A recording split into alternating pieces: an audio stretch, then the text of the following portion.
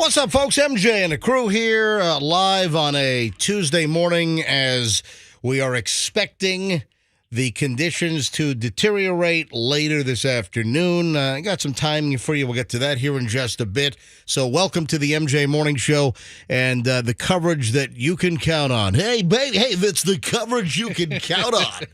Hey, does anyone use that here in the? I don't know. That was one of those terms that TV stations used all over. If you notice, you'll go from different market to market to market, and there'll be a lot of the same slogans. Like here in Tampa Bay, like Channel 8 is 8 on your side.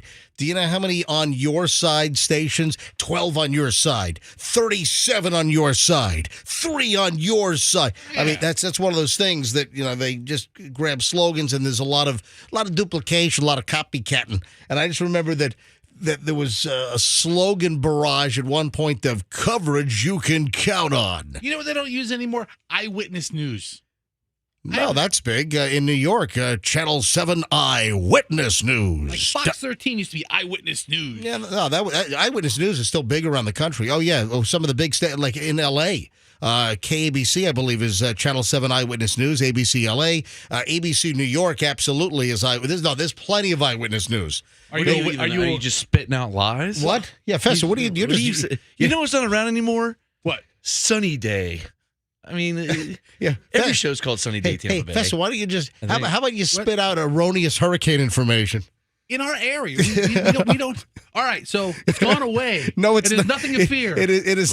Everybody's fine. Eyewitness News. Today's a great day to go to the beach. MJ Morning Show Eyewitness News. No, I'm kidding. Stop it. It is literally everywhere I travel. The news channel is called Eyewitness. There's tons of Eyewitness Newses all over the country. Just because, Fester, you don't leave within a 20-mile radius typically of your home, and because Channel 13 dropped Eyewitness News back in like the 90s, right? I witnessed it. Yeah, you witnessed them dropping it. I witnessed it. All right, welcome everybody. Yeah, so conditions are going to deteriorate later on. The timing. Rain bans from Ian, and of course the 5 a.m. advisory is out. Adalia. That what? Adalia? You said Ian. What did I say? You said rain. Oh, son of a! I said Ian. You said. Oh, I get well because I have Ian on the brain because in my hand here I have the NOAA Hurricane Ian after report. So I was looking at this because I wanted to see how many deaths were attributed to Ian and how many were attributed to storm surge. So literally just before we started the show, I'm going through and I'll hold this up to MJ TV, I'm going through the National Hurricane Center Tropical Cyclone Report, Hurricane Ian, from 23 to 30 September 22. So this was last September. So I was just going through this. So I do have Ian on the brain.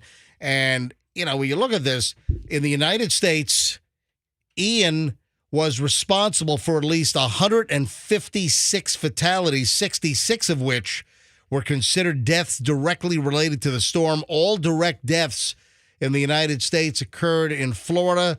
Storm surge was the deadliest hazard. Listen to this. From the Ian after action report from NOAA, storm surge was the deadliest hazard, claiming 41 lives. That was Ian. So that's why I got Ian on the brain over here. So, storm surge is serious stuff. Now, we're supposed to get surge here in the Tampa Bay area. Now, the surge that we're going to get here is a little different than the surge with Ian, which that plowed right into the shore south of us. And you had surge that affected people that didn't want to evacuate off of Fort Myers Beach, off of North. Just kind of listen to the sentence structure. Evacuate, period. Who didn't want to evacuate, period. Thank you. 4 to 7 feet is what we're expected to have here, is what I understand. Where was I? There's a storm coming. Continue. Gotcha. Yeah. All right. So, those in the Big Bend, where this thing is supposed to hit, and again, they're pretty confident, it seems, because the cone is really narrowing. The Tampa Bay area is out of the cone, even more so with the 5 a.m. advisory. So they got to be really confident about this forecast path, because for them to take the Tampa Bay region, the most populated region on the west coast of Florida and one of the most populated, obviously, here in the state of Florida, for them to essentially cause a little bit of dropping of the guard. Now, don't drop your guard. We're going to have effects. We're going to have some nasty freaking weather. You look at, overnight, we're going to start getting rain bands this afternoon. You're going to start having gusts, they say, the weather experts, of 30 to 40 miles an hour later this afternoon into the evening. And then overnight tonight, that's where things are going to get the worst. So, again, tropical storm force winds into early evening tonight. The worst of the winds for the Tampa Bay area should be coming at 2 to 6 a.m. is when we should see the worst. And, of course, landfall is expected to be about 8 a.m. tomorrow morning in the Big Bend area, which, again, the track is just a little bit north of Cedar Key, right where Florida makes the Big Bend. So the fact that they have Florida, pretty much bullseyed into the Big Bend area with Hurricane Adalia, the confidence rate's got to be strong, again, for the Tampa Bay area to be out of the cone. But we're still going to have effects.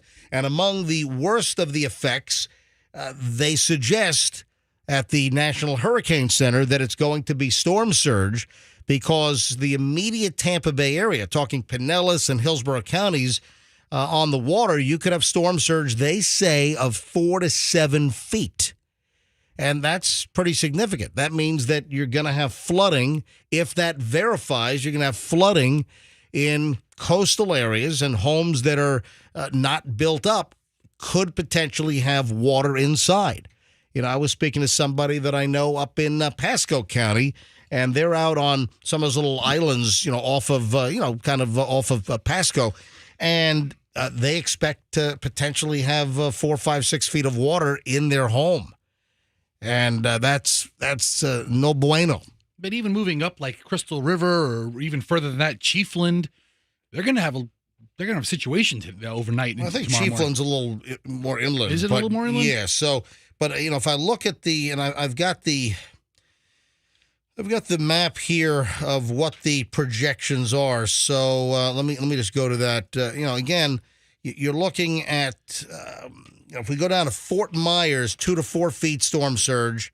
And again, you've got this storm, while it's still pretty offshore for the bulk of the west coast of Florida, you're going to have a lot of water being pushed, is what the prediction is. Again, when you have high tides, we've got the full moon right now, so that's going to exacerbate the situation. But Sarasota and Manatee, you're looking at 3 to 5. Then the immediate Tampa Bay area, so along the Gulf Coast in Pinellas County, and then in Tampa Bay up into Hillsborough County, so South Tampa, Ruskin, Apollo Beach area. They're saying 4 to 7 feet of surge possible there. And then once you climb north, Citrus County, you're looking at 6 to 9. And then obviously you get towards Levy County and up, near the Big Bend, you're looking at 7 to 11. So storm surge is probably going to be the biggest threat. We're going to have wind. You're going to have trees that are going to fall. Limbs are going to fall. That's, without a doubt. All right, we're just getting rolling here, folks, on a Tuesday morning. I'm going to try to grab the National Hurricane Center from Miami next. So let me place a call to the National Hurricane Center. We got the inside hotline, and see if we can get one of the forecasters on in about, 8 minutes or so. Quick break on the MJ Morning Show, and we've, got all the crap you need, all the information you need. Price gouging hotline is open. Did you notice the Howard Franklin Bridge this morning? Couple of things of note, and you're going to notice this probably on a good deal of the roadways, and I'm wondering if anyone's going to make a mistake. What kind of mistake? Well, tell you next on the MJ Morning Show on Q105. First, Pat with early traffic. Hello, Pat. Well, if you're out.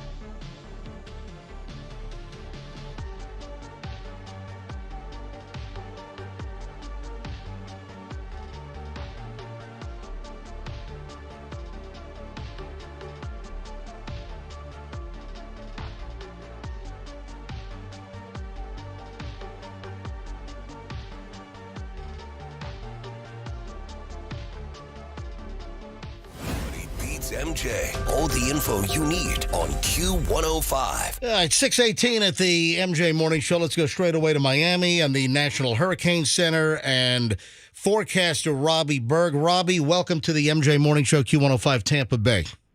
Hey, good morning. Morning. All right, the 5 o'clock advisory came late. I was sitting there at 5 o'clock going, refresh, as you know, all the TV folks do, all the radio folks, refresh. Did you guys delay the 5 o'clock? Were you putting last-minute data in? What's the story with the 5? Well, the time I'm looking at, it went out actually 4 minutes before the hour. So sometimes the webpage takes some time to update, but it did out on time. Gotcha. All right, so let's talk about the 4 Central, 5 Eastern advisory update and what changes occurred. First of all, I guess we went from a tropical storm to officially a hurricane with Adalia at 75 miles an hour. Right, yeah. So we've been able to see Adalia on some of the radar data from western Cuba. It's developed an eye wall, and so based on that and some other data, we've gone ahead and upgraded it to a hurricane. Also, Robbie, I see that the cone has narrowed even more, and of course, we're sitting in the Tampa Bay area. We've got coverage that goes into northern counties, so where weather is going to be more severe. But, you know, we're expecting, obviously, surge here in Tampa Bay, wind, a lot of rain. We'll get into that here in just a second. But as far as the narrowing of the cone, the Tampa Bay area out of the cone now for about a day, the confidence rate, the confidence level of this track has got to be pretty darn good for you guys to take us out of the cone.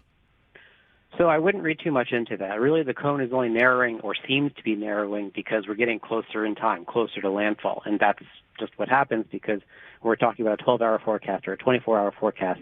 There's more confidence in that than, say, a 3 or 4-day forecast. But beyond that, I would also not look at the cone way too much because we know that the hazards can extend well beyond the edges of the cone. So even though Tampa Bay area is outside the cone, we still have hurricane warnings up. We still have storm surge warnings up, and we're expecting some pretty bad conditions for the Tampa Bay area because you will be on the east side of the storm as it passes to the west. Right. So, we're on the so-called dirty side, and we are expecting, again, in the immediate Tampa Bay area for Pinellas and Hillsborough counties, we're expecting a forecasted storm surge of potentially 4 to 7 feet. So, that surge along the coastal areas and areas that are along Tampa Bay, a 4 to 7 foot surge is certainly serious. Now, as far as timing, we're looking at rain bands this afternoon in the Tampa Bay area, winds 30 to 40. When do you think we're going to see the worst of the gusts here in the Tampa Bay area? Yeah, so it looks like that the center of Adalia will make its closest approach to the Tampa Bay area overnight tonight. And so that's likely when you'll have some of the stronger bands. Now, Robbie, we've been saying roughly like 2 a.m.-ish. Does that sound about right? It's nearly impossible to nail it to the hour, so we give a time range on these sorts of things, and I would just say overnight. The storm could slow down, it could speed up, so I wouldn't pinpoint an exact hour to which you'd see the worst conditions, especially since it could last over several hours. All right, what else is essential for us to know with the 5 a.m. advisory update? Well, you already mentioned the storm surge of 4 to 7 feet, and I think what listeners in your area need to understand, this is not going to be the same thing as Ian. There was that threat of storm surge with Ian. Ian ended up moving a bit to the south, which pushed a lot of the water out of the bay. This is not that scenario. Because the storm is moving to the west of Tampa Bay, it's not going to miss. The water is going to be driven into the bay by those south and southeast winds, and so that's why we have a lot more confidence that it's going to be storm surge in the bay from this event than we may have been with Ian. So please, if whatever you experience in Ian, get that out of your mind. Consider that this is a very different storm moving in a very different area, and so your risk is actually increased compared to the storm last year. Right. I think that's a very good point because with Ian, of course, it went well south of the Tampa Bay area into Naples, Fort Myers, and we just did not have any major effects from Ian in the Tampa Bay area last September. But this is different. This is going to pass us by. It's going to roll right by our latitude. And being on the dirty side of the storm, that water, as it moves up in the Gulf, is going to get pushed somewhere, and that's going to be along the coast and up into Tampa Bay, right? Exactly, yeah. So that's why I said there's a very, very slim chance that this could miss. I mean, because of where the storm is moving, you're going to have that onshore wind from the south and southwest, and it's going to drive it right into the bay and then obviously along the coast of St. Pete and Clearwater as well. Robbie Berg, one of the forecasters at the National Hurricane Center down in Miami. Robbie, thanks for joining us. I know you guys have a busy couple of days ahead. Yep. Yeah, thanks so much, and good luck. Thank you. All right, there we go. Good luck. All right, now, the Howard Franklin Bridge. Folks, welcome to the MJ Morning Show, MJ and the crew. We're going to be a good deal of hurricane today because, now Adalia is officially a hurricane. I just got, morons in the news. I don't know, unless it's hurricane related. We do have a Hal Herman contest coming up, right? No. It's like name that tune only with Yeah. Hal Herman called me last night. He wanted to debut a new game show this morning called Rock the Schnozba. Do you know what Rock the Schnozba is? Wow, I haven't talked to him about that one yet. Yeah. What is it? Rock the Schnozba is when Hal Herman plays songs through his nose.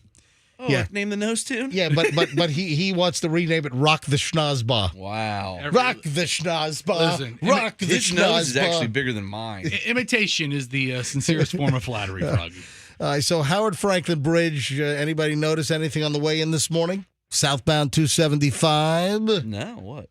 Well, I noticed that there was absolutely no signs of any kind of construction. I mean, usually there's barricades on the northern side, northern lane. Can I also point something out? What? Have the winds picked up a little bit? Because, Froggy, when you came in, I don't know whether doors are open, but there was, I think Adalia blew a big gust of some kind of a odoriferous oh, really? I don't know. Burning plant. Roxanne and I are grateful for that, by the way. Did you smell that, man? Listen, Roxanne and I need it today. Dude, hey, you guys are welcome. You're welcome. Thank you, Froggy. That was quite the whiff that rolled in this time. I'm just telling you right now. Well, you're welcome. It was like Wall of Ganja. Oh, that's a good band name. Wall of Ganja. That is a good name for it. Makes Yeah. it what every concert really turns into. Instead of the wall of ganja. Remember, there was a band called. I was about to say that Andrew just said it might a Wall of Voodoo, and I was just about to say that there was a band called Wall of Voodoo. They did what, Mexican radio, right? What? Tejano? Yeah, Mexican radio. There was a.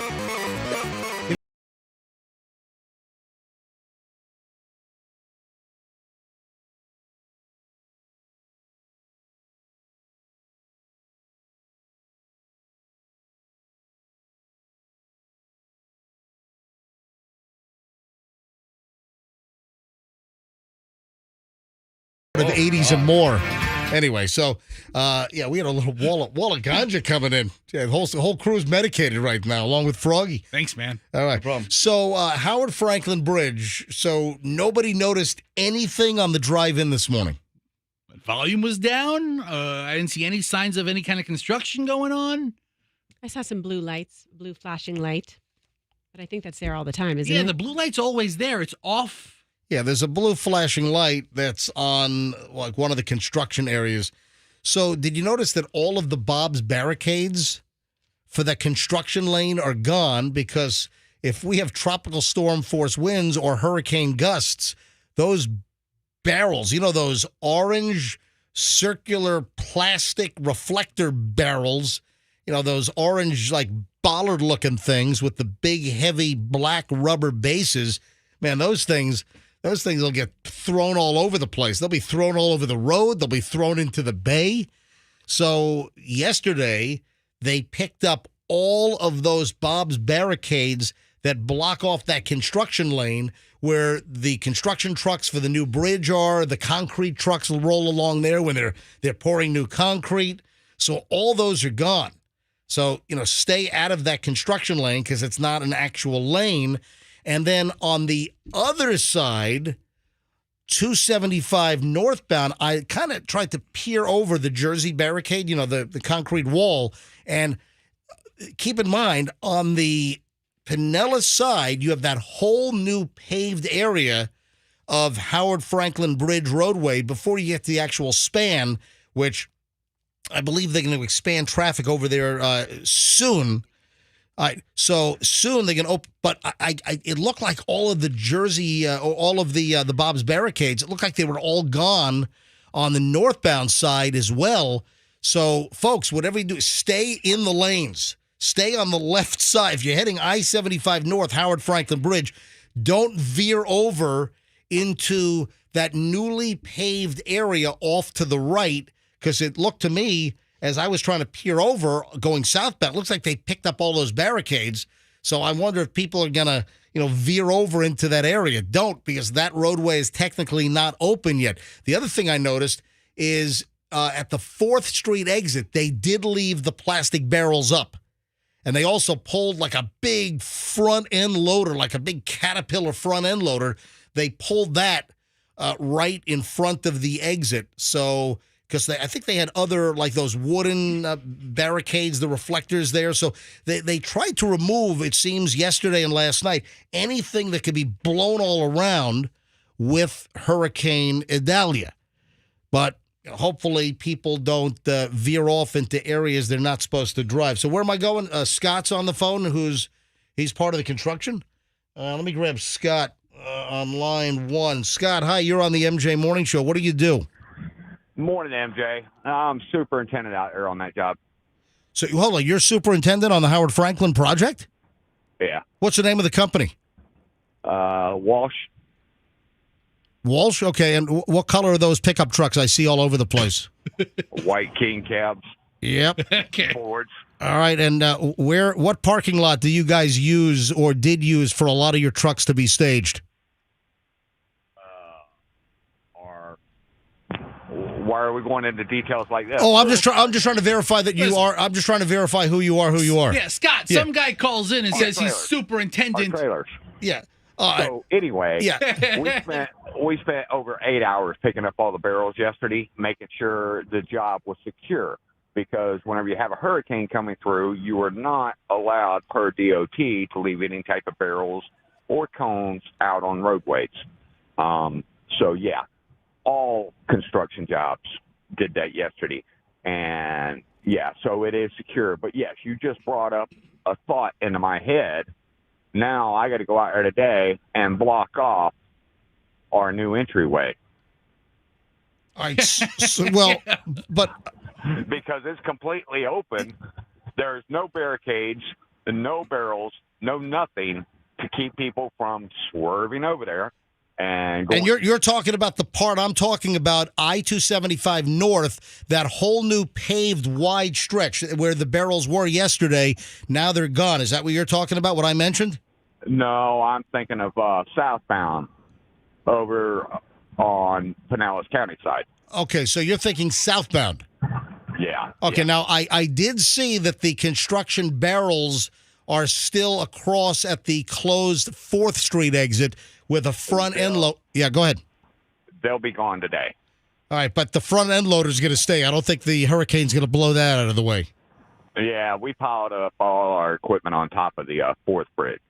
All right, so let me ask you a question. When is the 4th Street exit and the new bridge? When is that going to open? We heard that it could open before Labor Day.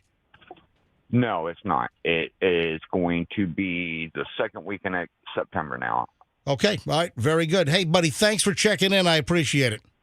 All right. Now, where are you as far as the schedule of the bridge and the road construction? Are you guys ahead of schedule, behind schedule, or right on schedule?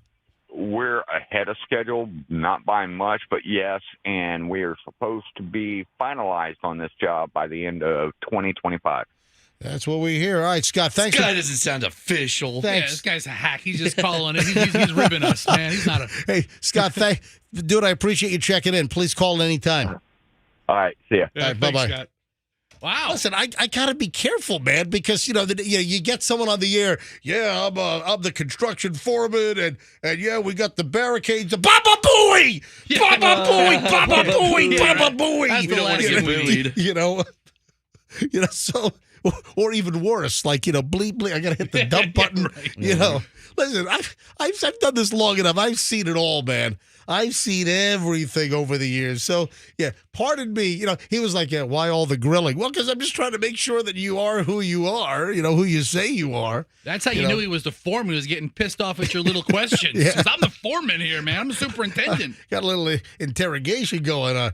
All right, 6:32 at the MJ Morning Show on Q105 as we bring you all of the information that you need to know regarding the storm, timing-wise, when we can expect the worst. I don't know if you saw this. I'm going to mention this a couple of times, but the price gouging hotline is open. Andrew, can you do a quick search and see if there are any reports of price gouging, even though it is crystal clear that if you price gouge during an emergency declaration, whether it's water, whether it's gas, whether it's hotel charges, if you price gouge, they're going to whack you. And there are fines like up to $25,000 per instance. But still, I'm sure there's going to be some price gouging that's going to go on. So we'll give you the latest. We are activated. The price gouging hotline is open. I've got the statement from the Attorney General here in the state of Florida. So stand by. I will get to that next here on the MJ Morning Show on Q105. Stand by.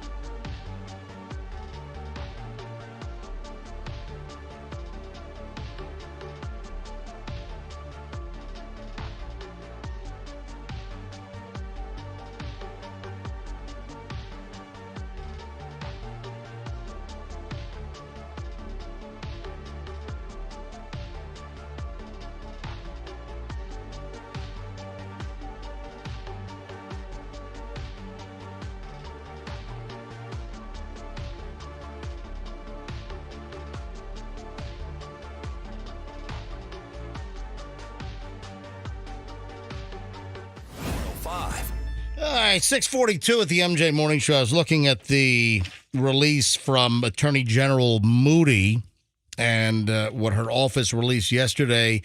As the Attorney General here in Florida, they've activated the price gouging hotline in preparation for Adalia. And now, of course, we're going to start feeling the effects today. Storm-wise, yesterday was a nice day. Yesterday was, pretty darn pleasant there, Fester. It was a really nice day. Yep. The first part of today should be pretty nice. All right, so I'm looking at the release right now. Conditions are going to deteriorate later on, so rain bands will hit us this afternoon. Wind will start more significantly this afternoon into this evening, and the worst of the weather with Hurricane Adalia is going to be in the overnight hours. That kind of sucks because, you kind of want to be able to look outside and see what's going on. Things get, a little spookier.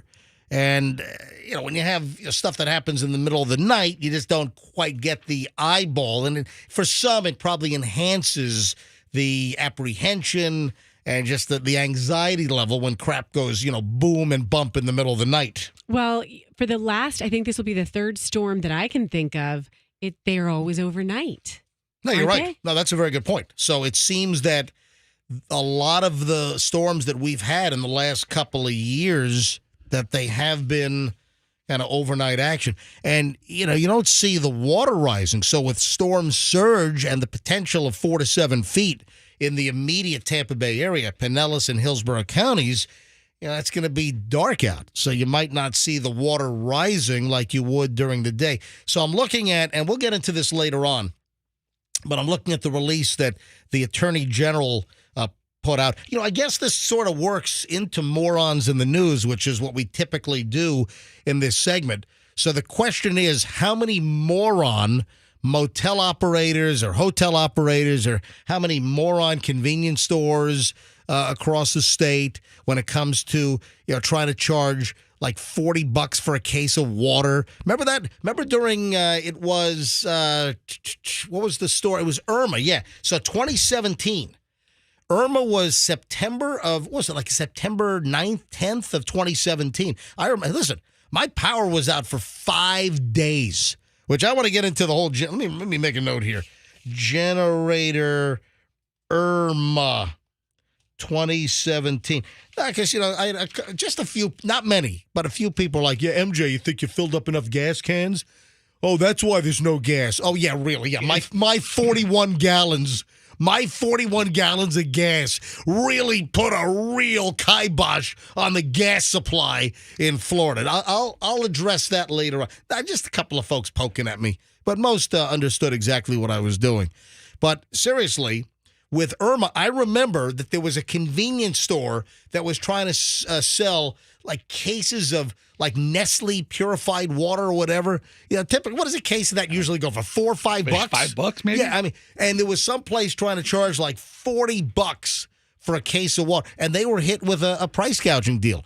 Sometimes you've got motels, hotels. Hopefully, places have learned that when an emergency is declared, it is not your time to profit. It's your time to help your fellow Floridians, fellow citizens out, and not try to jam them and suck coin out of their wallet.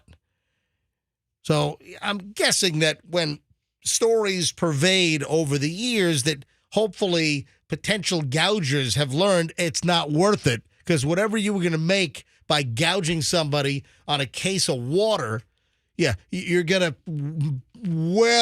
get knocked on your butt with a $25,000 fine. Yeah. Oh, wait, is this from? It's from 2017, right around Irma. Yeah. Look what Fester just brought up. Hurricane Irma, a case of water sells for $99.99 on Amazon as residents fear price gouging. Yeah, this wasn't a store. This was how could Amazon let that happen? Yeah, scroll up. Let me see the verbiage here. Florida officials have tried to discourage price gouging ahead of Hurricane Irma. This, again, is 2017.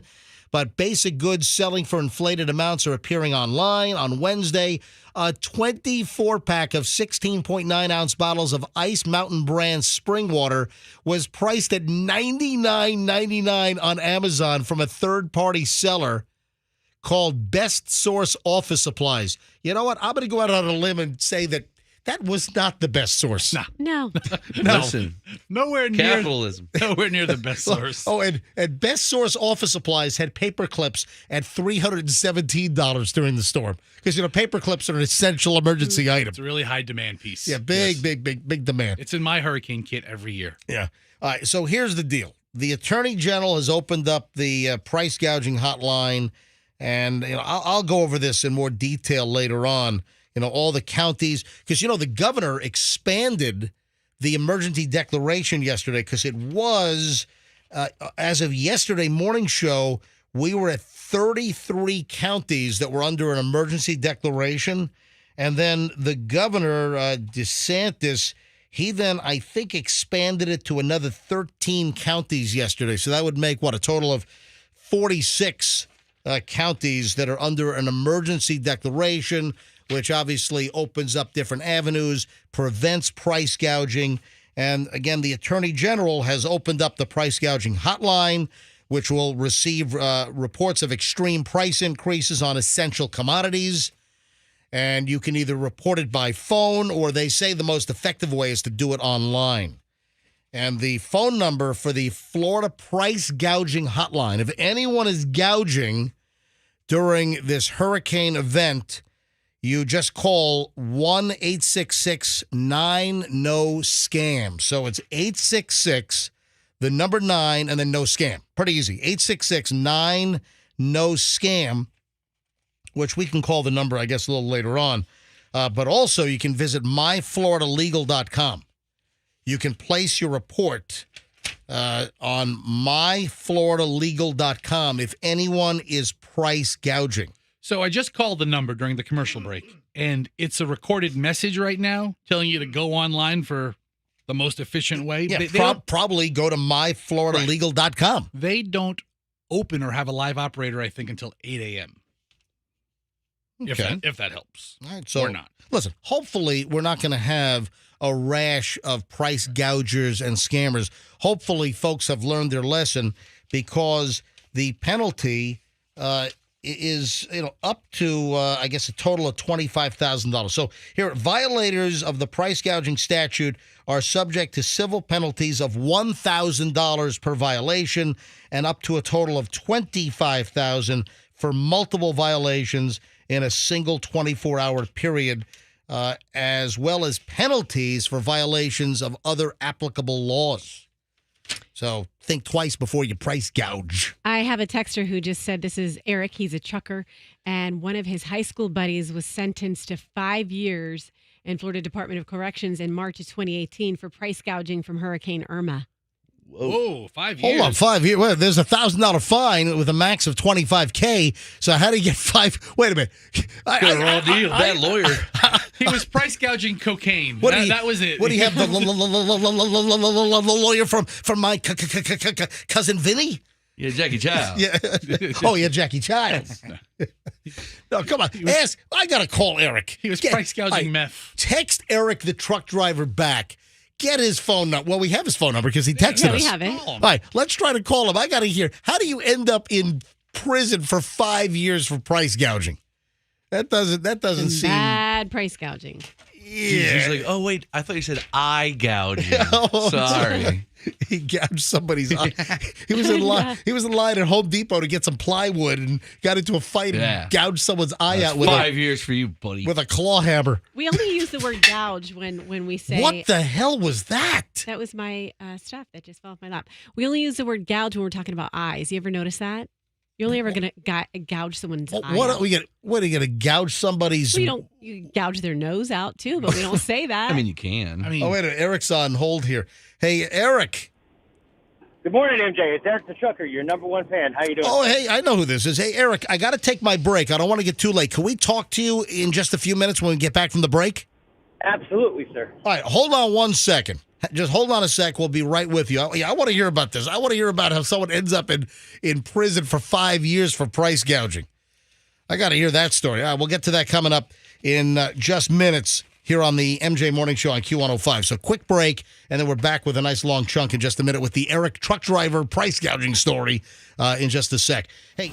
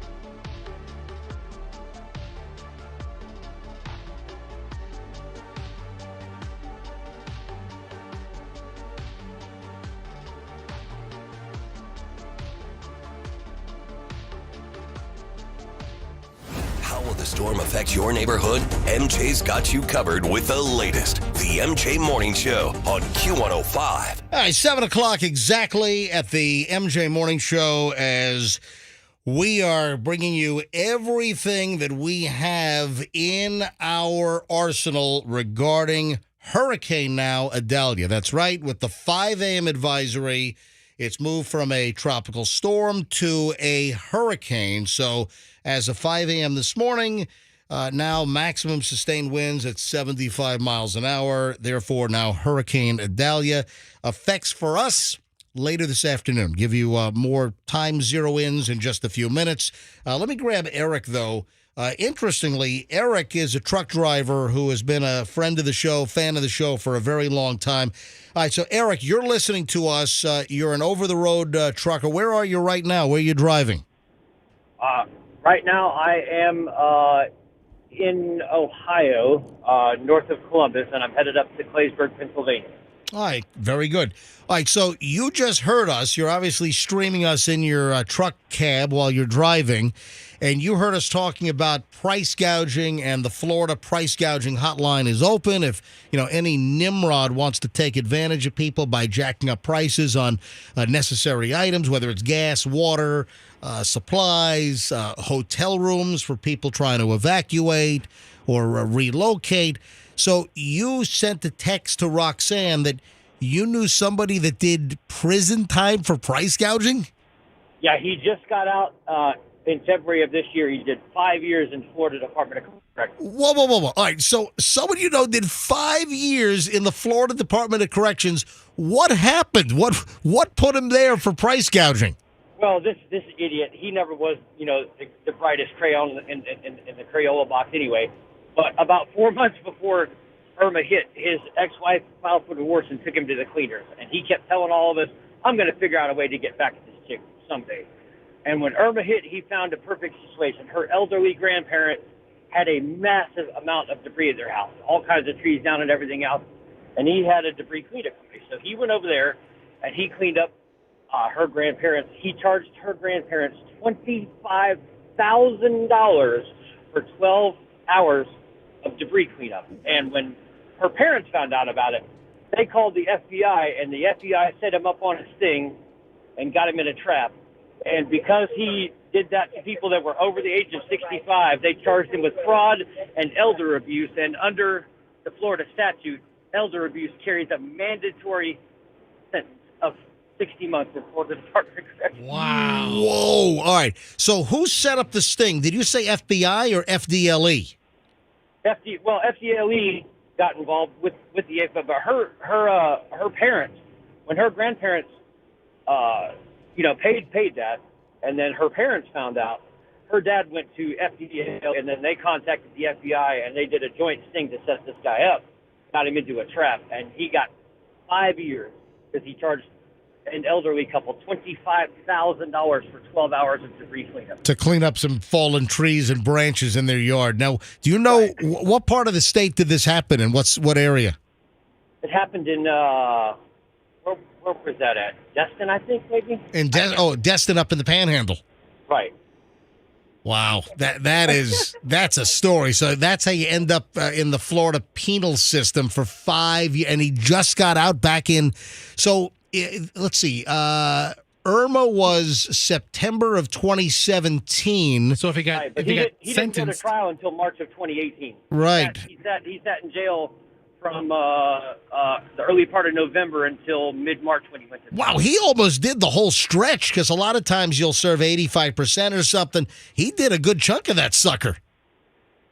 Well, in Florida, it's mandatory. It's 85% now. There's no gain time anymore. But when it comes to anything involving the elderly, it doesn't matter if you have a record or not. Any charge that you get involving the elderly is a mandatory sentence of 60 months in department. So you do the whole thing. There's no break on good behavior. Nope, not anymore. Wow, because of the bad behavior where you try to screw the elderly citizens out of their hard-earned money in their mattress under their, Well, this guy's a schmuck on wheels. Like I said, he never was exactly the brightest color in the Crayola box anyway. So. Gotcha, man. That's a story, Eric. Thank you, buddy. Take care, bud. Hey, thanks for checking in. Eric, the truck driver, has been listening to us for years and years and years. wow. So, I didn't know that. I didn't know that with elder abuse that they're much less lenient, that you don't have gain time, you don't have, some of the time off, where if you're sentenced in a lot of crimes, if you're sentenced, and same thing applies in the federal system. So federal and state, a lot of times, if you're sentenced, sometimes you're eligible to be released after, 80, 85% or whatever I can't remember what the federal deal is versus what our state deal is. But hey, listen, warning, ladies and gentlemen. There you go. And, here in Florida with a lot of senior citizens, we have enhanced charges. When you take advantage of a senior citizen, they're going to really clobber you over the head. Wow. Don't even think about that. Of course, all schools are closed. Today, tomorrow? So I got the text message right after the show yesterday from Hillsborough County Schools. Well, we said on the show yesterday that we can't imagine that school was going to be open today and tomorrow. If anything, maybe some counties would do an early release today. But looking at the school closure list, and Fester, you got the alert when? I think maybe 11 o'clock. Maybe 10:45. I have to look back at my phone. I had a bunch of the, ominous, warnings that came over. I had a warning. I got the hurricane warning came over on my phone and blared out. Then I think I had a flood warning come over my phone and, with that blaring tone. And I'm sure almost everyone listening, unless you have your alerts turned off, Fester's a scoundrel. Fester even has the Amber Alerts turned off on his phone. I did not get one of them. I didn't get one weather alert because yesterday. you have your alerts turned off. It's You know- in the event of a real emergency or for awareness, you probably should have the emergency alerts turned on your phone. I know that sometimes What? it's a pain in the ass when there's a kidnapping in Duval County and we're over here in Hillsborough. I can't help. I have to worry about where two kids are, and if they were going to send out an Amber Alert, I would already All right, know. let me ask you a question. If your kids were missing, wouldn't you like everyone to have the alert on their phone or be a schmuck on wheels like you turning your alerts off? I would only want them to bother people within like a 20-mile radius. Okay. I don't want to bother people over in Duval County. All right, so- If you're in Escambia, who cares? My kids are taken. It is a little bit annoying, especially when you're in the middle of watching TV and suddenly the alert takes over your TV for 12 minutes and it's like a kidnapping, up in Franklin County or something. It's like, it's or some Escambia County, 6 hours away. It's like, oh my God, I got to deal. No, but seriously, all right, that does piss me off when they take over my TV. Weather and you alerts can't do a thing. You try to hit all the buttons on your TV. You got the remote control over here. I'm going, Dude. hey, what's going on? Come on. You've had that happen where it takes over your cable box. It takes over my TiVo. I can't do anything. I can't even say, all right, I'm going to watch some TiVo show that I have saved on my hard drive. Okay, Sunday night, I'm watching Big Brother. Yep. They're doing an HOH competition, the pressure cooker. It was so good. Whoa. What is HOH? What is that? HOH competition on Big Brother, head of household? Oh, bro. Dude, you're too Oh, old. Dude, oh you're my a God, great. Big Brother is you so and, good. You and Big Brother, my so God. good, so good. So the HOH competition's going on. Corey won. What if you the don't Big know. Brother house was in a flood zone? Would they have to evacuate? I think it's like on the same lot as like the Price is Right Yeah, studio. It is. It's well, listen, hey, L.A. Yeah. L.A. had that Hurricane Hillary roll through. Right? That's kind of rare for L.A., the west coast of the United States, to get hit with anything. But right in the middle of the HOH competition, boop, boop, boop, and a little scroll all the way across. Did it shut it down? No. You can still watch it. It was only like the bottom, like No, that's not the full EAS takeover then. So you just had like the local TV station put a yeah. That's different, dude. A crawl across the screen is local. I'm talking about the EAS takeovers where it shuts your whole screen off and the message is scrolling as slow as possible, and it's like an Amber Alert for missing child in some county that's 6 hours away. Yeah, those are the ones that I wish they'd target those a little better. Yes, Rux. Well, I mean, if the kidnapper is going to drive 6 hours away, it's not a bad thing. I don't mind them for that reason, but my problem is my kid hears the Amber Alert goes off, and then I have to X amount of time later make up a story about how the child was found and everything's okay, because I don't want her to constantly think that kids are being kidnapped all over. Oh my!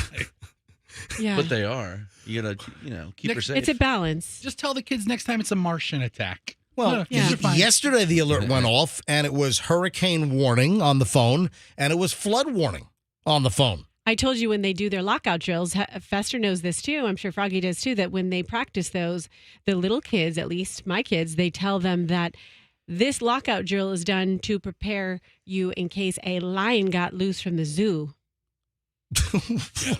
My kids Rather than a literally- shooter? Hudson is afraid to go to the zoo. If that happened, that school will never financially recover. That's right. Tiger King. Yeah. Ladies and gentlemen, I just want to let you know that we just had an employee with had the arm ripped off. I can give you a refund right now. One of the best scenes out of the Tiger Take King. a rain check. Yeah, you can take a range. I'm never going to financially recover from this. A tiger just ripped off one of our employees' arms. Yeah. All right. So school's obviously closed. If your kids are at school right now, they've sold you some bill of goods. Okay. Nobody's opening the place up. Yeah, exactly. So school's closed today and tomorrow. So Tuesday, Wednesday, school closures for Hillsborough, Pinellas, Pasco, Manatee, Hernando, Hardee, Citrus, and Sarasota counties. So a couple of unexpected days off. Tampa International Airport closed at midnight. However, they're not totally closed yet. I'll tell you what's going on at Tampa International. And, I saw something at like 1:30, 1:40. No, actually, I'm sorry. It was, I think, a little after 2, maybe. Yeah, I slept for a little bit, then I woke up. I did some work last night. But, no, I saw a Southwest flight really, really early this morning, and there will be some additional activity at Tampa International. So it's not totally closed. I'll tell you what's still on the ground, what's leaving, when airport operations could, get kicked back up. We got a lot of stuff. We'll check in with the National Hurricane Center. I've got Dennis Phillips will join us again right around 8 o'clock. So I've got Dennis Phillips. We spoke to him for an hour on the air yesterday. We went nonstop, no interruptions with Dennis Phillips, chief meteorologist at ABC Action News. We went an hour with him yesterday with an awesome discussion. We took phone calls. Yeah, people were calling in. In fact, I'm going to do phones earlier this time. So if you have questions for Dennis Phillips, we're going to do Ask Dennis Phillips. Chief Meteorologist, Mr. Suspenders over at Channel 28. We'll take phone calls from you if you have any questions. So Dennis is scheduled for around 8 o'clock this morning. A lot of times he'll text me at 7:50 and say, hey, I'm up. We can go early here. So stand by for Dennis Phillips coming up soon here on the MJ Morning Show. All right, we're going to start an hour and 20 minutes at least of nonstop MJ next. So the airport situation, we'll take your phone calls, any issues, as far as finding items. A lot of the supermarket shelves, bread and water kind of cleaned out. Michelle didn't have much of an issue yesterday picking up some sourdough at Publix. Good. The bakery sourdough. She loves that stuff. Yeah, nobody wanted the sourdough. There's plenty of that left. And I saw there was no price gouging there. The price actually went down on the sourdough unless it was a mistake. Let's get rid of all of it before the storm. Somebody will buy it. All right, 7:14 at the MJ Morning Show. We start an hour and 20 minutes of nonstop MJ next with complete coverage of Hurricane Adalia here on the MJ Morning Show on Q105.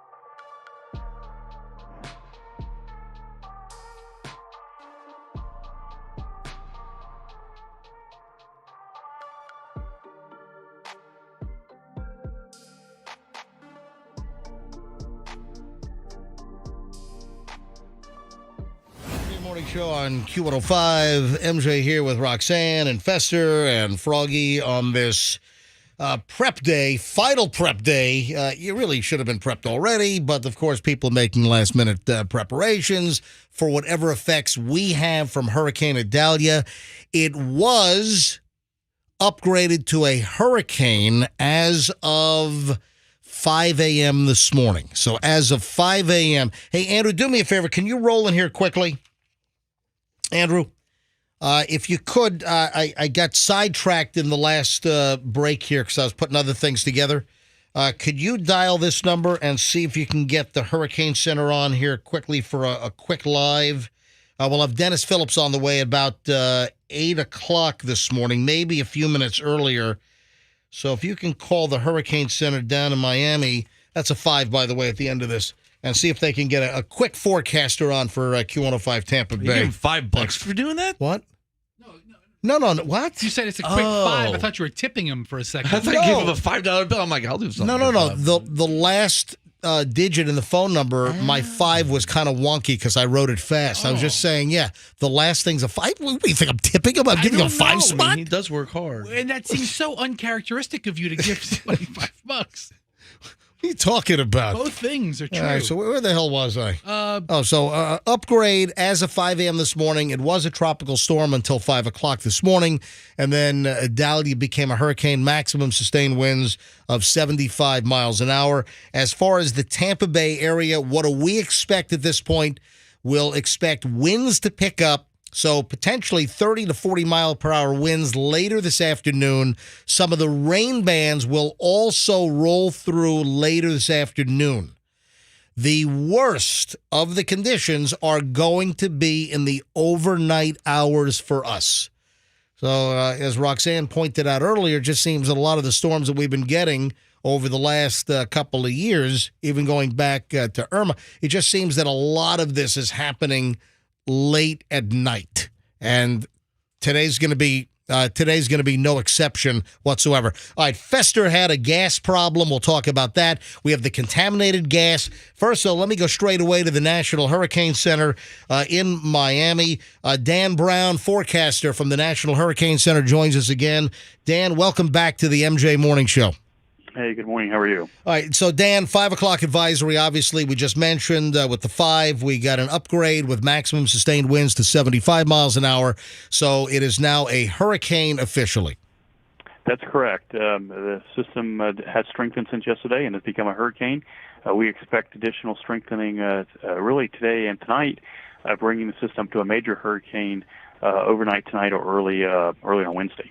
Now, Dan, I know that we're going to have effects in the Tampa Bay area. You know, we've got a shallow, continental shelf off of our west coast into the Gulf. And when you have, shallow depths, listen, I'm a scuba diver, and to get to, 70 feet of water, 65 feet of water, we've got to go 12, 14 miles out in many cases. So, you got a shallow continental shelf, so the water gets pushed and can build up and surge, obviously, faster than where you have much deeper water, for instance, on the Atlantic side. So we're going to have effects as Adalia parallels our latitude. So I guess the question is, what storm surges do you see? Do you think that the predictions, for instance, here in the immediate Tampa Bay area for Hillsborough and Pinellas counties, they're calling for 4 to 7. Do you think that that's likely? Yes. Again, given the track, as you mentioned, staying west of you, you'll be getting a lot of the onshore winds, and that will push that water into the Tampa Bay region, and that's why the forecast is for 4 to 7 feet of storm surge inundation. Now, Dan, the cone, within the last day and a half or so, the cone excluded the Tampa Bay area. And, of course, we're still going to have potentially very significant effects. So, folks should not drop their guard because the Tampa Bay area is out of the cone. But, Dan, do you foresee any wobbles or shifts, whereas Tampa Bay could be back in the cone, or you think that the computer modeling is pretty accurate? Again, we really don't want to focus on that center line of the forecast or even focus on the cone itself, as you mentioned. We're going to have impacts that are going to extend well outside that cone. Again, the hurricane's on a point. We're going to have strong winds that potentially life-threatening storm surge. well away from the center, and the east side is likely to be the stronger and larger side of the storm. So again, that's why we are concerned with the Tampa Bay area. Both of getting strong winds and this potential for 4 to 7 feet of storm surge. Well, I was just, let me look at the 5 a.m. advisory. So the forward speed now is running at 14 miles an hour. Is that going to pick up once it gets more into the open waters? It's off of the western tip or north now. It's north of the western tip of Cuba. Is this going to accelerate or decelerate? So it is forecast to accelerate as it moves northward across the eastern Gulf of Mexico, likely moving a little bit faster than it is currently. By the time it gets up about parallel to the Tampa Bay area, and again making landfall overnight tonight or early on Wednesday. So at 14 miles an hour now, how fast do you think it might have forward speed? What could we look for? Looking something around the 15 to maybe about 18 miles per hour as we get closer to landfall. And Dan, from the National Hurricane Center, I know you guys are jammed. I'm going to let you go here, but what's the one thing that you want everyone listening to our vast, wide broadcast signal to take heed of? I think the biggest is if you live in an area prone to storm surge, if you live in one of the evacuation zones, is to listen to your local officials and do as told. If they're telling folks to evacuate in those coastal areas, please do so. And it doesn't mean you have to travel hundreds of miles.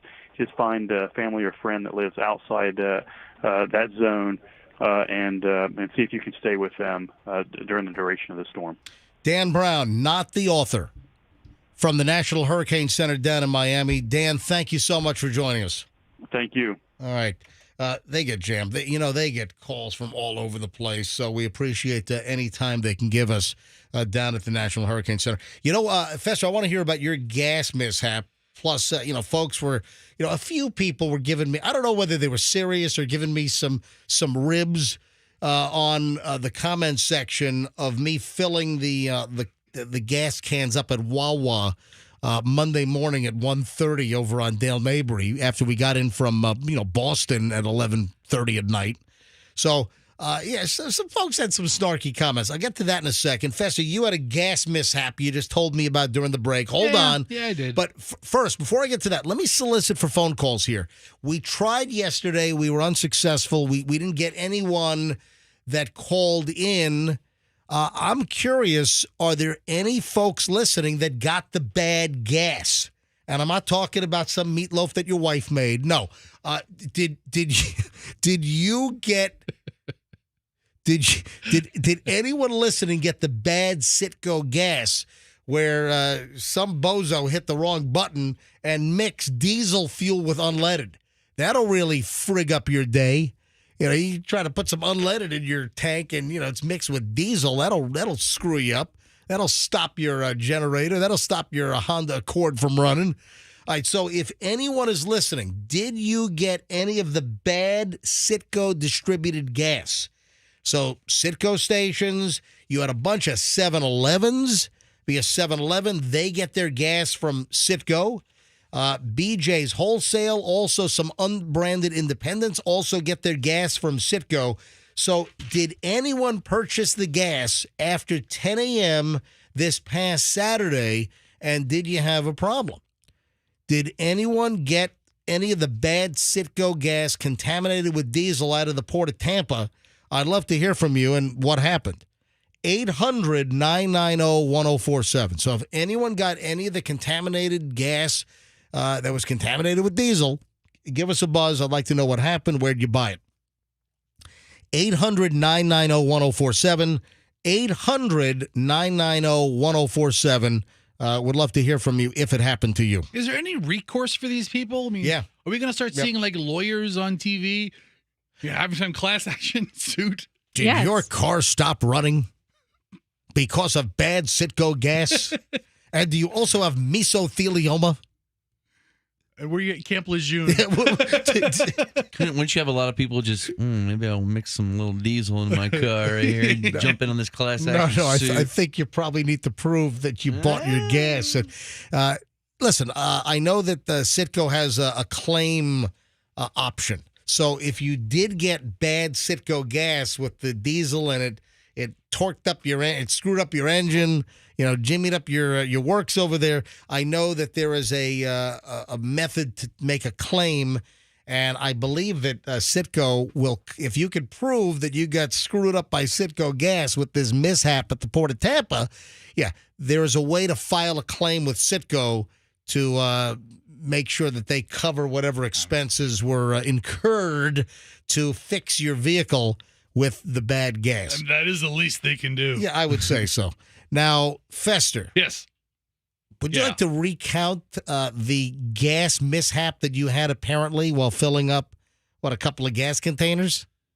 I only share this.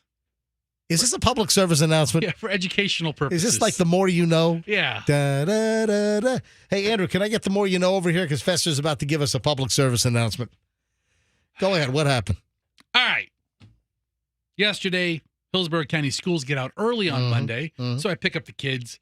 They're in the car. I'm like, hey, great news, kids. Oh, no. Your kids were in the car during your gas mishap for hurricane prep? Yes, they're with me. Oh, and I say, great news, guys. Yeah. We're going to the gas station. And they're like, oh, can we get slushies? And I was like, probably. Great. So we go inside. We get the slushies. Where'd you go? Which gas station?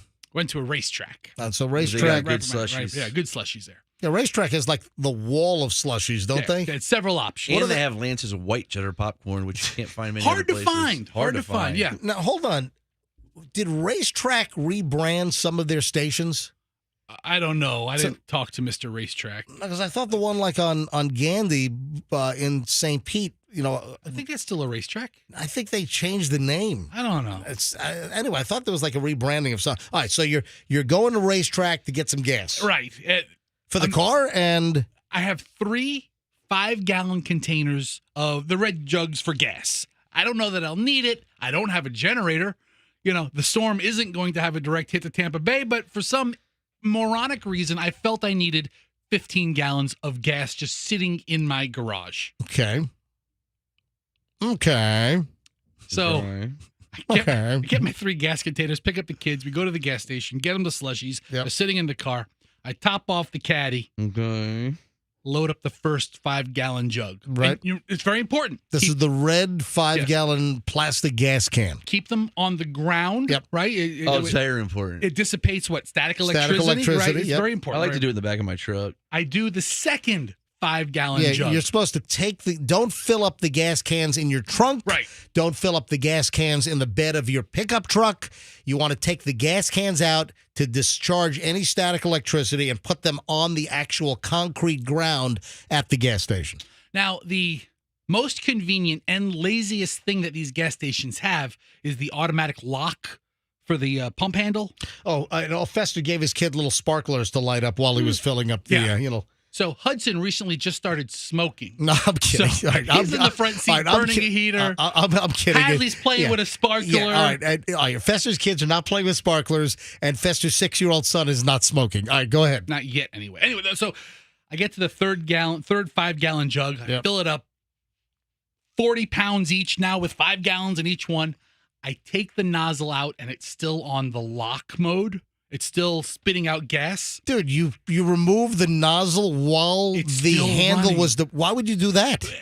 Would you have a brain fart? Maybe I thought I was going to squeeze it as it was going to come out. Your brain fart could have caused an explosion at the gas station. You didn't fill all the way up, or did you? No, because usually it stops itself. Yeah, it has the backflow detector, and it goes click. You know what it was? As it's on those gallons, I expect that with my car. But on those big gallons, it clicks. I know. So I filled up 8 of those things, and they click. And the backflows. There's a sensor on the front. Backflow. I was getting really close to the top. Maybe I was looking. Thought I was done. I pull out the nozzle, and while you're still squeezing the handle, you pull out the nozzle. You got to let go of the nozzle. I didn't squeeze. I wasn't squeezing the handle. I had it on the automatic lock. It got locked. So you pull it out while it's still on the lock, spewing gasoline. What do you pulled? You're spewing gas all over the place. The whole thing was a nanosecond. But sometimes keep in mind that the little clip that holds the handle in place for like full blast gas. Yeah. Sometimes that gets a little wedged in there, and you gotta hinge it. You know, I got a little tip for you. Yeah. If the gas station doesn't have one of those, just use a 5-hour energy little bottle. It works perfectly. Doesn't have what? Look, one of the little click things. some gas stations don't have the automatic hold. Yeah, the reason some don't is because people like me got in a gasoline fight with the automatic hold being engaged, and then I bumped it, and then the gas was flying all over. Right. And so I think some stations remove them so that people don't have errors like I did. I cover my 3 gas cans. That always annoys me, by the way. I'm sorry, Fester. No, that always annoys me when a gas station thinks that we're idiots and they take the little clip holder out of the gas handle so you can't, like, just take your hand off and let it operate on its own. But there are some gas stations that take those out. I am an idiot, apparently, Right. because I'm using the racetrack lock mechanism. You can't pull the handle of gas out of your canister while it's still locked in place and spray gas. So you sprayed gas all over racetrack? No, all over my 3 5-gallon jugs. You sprayed gas. So the ones that are already filled, you sprayed gas all over the exterior. Outside of, they're covered in gas. Dude, come and on. as soon as gas hits, it spreads and it's hitting the ground. This all happened in a second, Right. 1 second. So instantly, stop the gas. At the same time, I'm pointing the gas nozzle down. The gas pours straight into my new green Crocs. Oh, man. Did it melt your Crocs? No, it didn't melt them, but I had gas in my feet. Oh, my God. I had gas in my feet, and I have this big You're gas spill. you're a very gassy person typically. So now you got foot gas. And then I know you got rear gas, but now you got foot gas. This is very gassy. Instantly, it's shock. Because in the years that I've pumped gas, I've never had a spill like this. So now your new Crocs are covered in gas at racetrack. And then I have to get these gallons home. Did the employees have to come out with the bags of like? I didn't tell anybody. Oh, geez. I didn't tell anybody. So you left a hazard for somebody else. Wonderful. Because I've seen gas spills where people dump like a gallon, and they got to come out from the convenience store, and they got like a bag of gravel or like cat litter crap. It's it's kind of like the vomit powder that the janitor has at school in 3rd grade. Same thing. When little Sally, I don't know if there are any little Sallys anymore. I'm sure somewhere. Throw up in the class room or whatever. In total, it might have been 2 cups of gas. It wasn't a ton of gas. Yeah, it looks a lot more than it probably actually is. But are you wearing these Crocs now? No, I can't wear them anymore. I have to wash them or something. Yesterday was the first day. I don't know if you noticed. Yesterday was my first day to break out these new green Crocs. Aren't they washable? I have to put them in the laundry. Anyway, I have to get these gas containers home. I have a couple of beach towels in the trunk. I have to wrap up my gas containers. I'm drying them off. The whole Cadillac smells like gas. Of course it does. Yeah. So hold on, you're driving your kids in a gas smelling. You got 15 gallons of gas in cans in the trunk of your car, all covered in gasoline from your mishap. Your kids are in the back. You should have, man, that's not safe to haul your kids around like that. What am I going to do? Leave them there? Oh, call an Uber. Leave the gas? I'll have the Uber take the gas back. See how that works out for you. So it's a folks, big mess. Yeah, and your Crocs are ruined? They're not ruined. You probably can dry them out and wash them. And they just stink right now. If you lifted them and smelled them, they smell like gas. But have you ever taken like acetone and put it on styrofoam and it like dissolves? It just completely, I'm wondering like what chemical will dissolve a Croc? The gasoline did not. Acid will. So then you get home, I have to open up the garden hose, and I just have the garden hose pouring into my feet. All right, so folks, the moral of the story is be careful when you pump gas. I'd like to grab some phone calls here. Let's go to your calls right now. Any gas lines? Did you experience any wait filling up gas? Somebody sent me something on Instagram last night, a couple of emails. Some folks said that there were some significant gas lines in a couple of places around the Tampa Bay area. So, as you know, we love to get reports from you, stories from you, the MJ Morning Show listener. So let's go to the phones here. 800-990-1047. Did you have any issue filling up gas? Did you incur any gas lines? Also, the grocery stores. What did you go to get yesterday that was sold out? Or conversely, were you pleasantly surprised that everything was in stock? So I'd love to hear anything regarding your hurricane prep. What have you come across gas or food-wise? Have you experienced any gouging? The price gouging hotline has been opened by the Attorney General here in Florida. But any aspect of your hurricane prep, anything that you've noticed, anything that you've experienced, gas lines, gas grades being out, any foods that are in short supply, did you have trouble with water or bread? Did you notice everyone behaving nicely at the supermarkets? Any aspect of the hurricane prep, I'd love to grab your stories right now. 800-990-1047. 800-990-1047. Especially any gas lines, food issues, or anything I'm not thinking of. Because, listen, you might have come across something that I haven't thought of at this point. MJ, read this last text I got. This is from a listener who just texted me on my private cell phone. Okay. Read the last text. That's actually excellent information. I did not know that you had to put gas cans on the ground. I just filled mine in the back seat of my car. That's hysterical. Holy crap! Oh, who sent this to you? Some listener. The number's up there. Yeah, 863-557, blah, blah, blah, blah, blah, blah. Yeah. All right, so putting the gas cans on the ground you want to take the gas cans out of your pickup truck bed. You don't want to fill up gas in your pickup truck bed. You need to discharge any static. You got to put the gas can on the concrete ground at the gas station right in front of the pump. Take it out, put it down. So this person filled up the gas cans in the back seat of their car? What the hell are they thinking? Come on. And then 3 emojis of the surprised face. Yeah, no you kidding. Know, the woo! You know that emoji that goes, yeah, the woo! Woo! Man, your phone is just going off here. Yeah. It's just, all right. You got tons of messages coming in. That's all right. All right, phones have blown up here. So quickly, before I go to phones, what can you expect? Rain bands will begin this afternoon. Wind gusts will begin, they say, later this afternoon. So wind gusts could hit 30 to 40 miles an hour. Rain bands this afternoon. Oh, guys. Yes. Before I forget, you know what? Let me go to phones, but I got to get. Do you guys have your FEMA and CISA passes Yes. printed out? I have a screenshot of it on my phone. All right. Well, I've got hard copies for you guys. Oh, great. So hold on. I'll explain what that is in just a minute. But we have CISA, CISA. CISA is a division of the Department of Homeland Security. Oh, I thought it was a rapper. FEMA SZA. So Scissor. CISA, CISA, What is that? is the Cybersecurity and Infrastructure Security Agency. It's part of the Department of Homeland Security. You know what? Let me just hand these to you now. What does it have to do with me? Well, I don't need that thing. guys, How we're going to get to work tomorrow.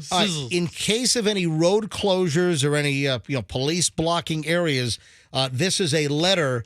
This is an access coordination request from the Department of Homeland Security that we're considered essential broadcast information personnel.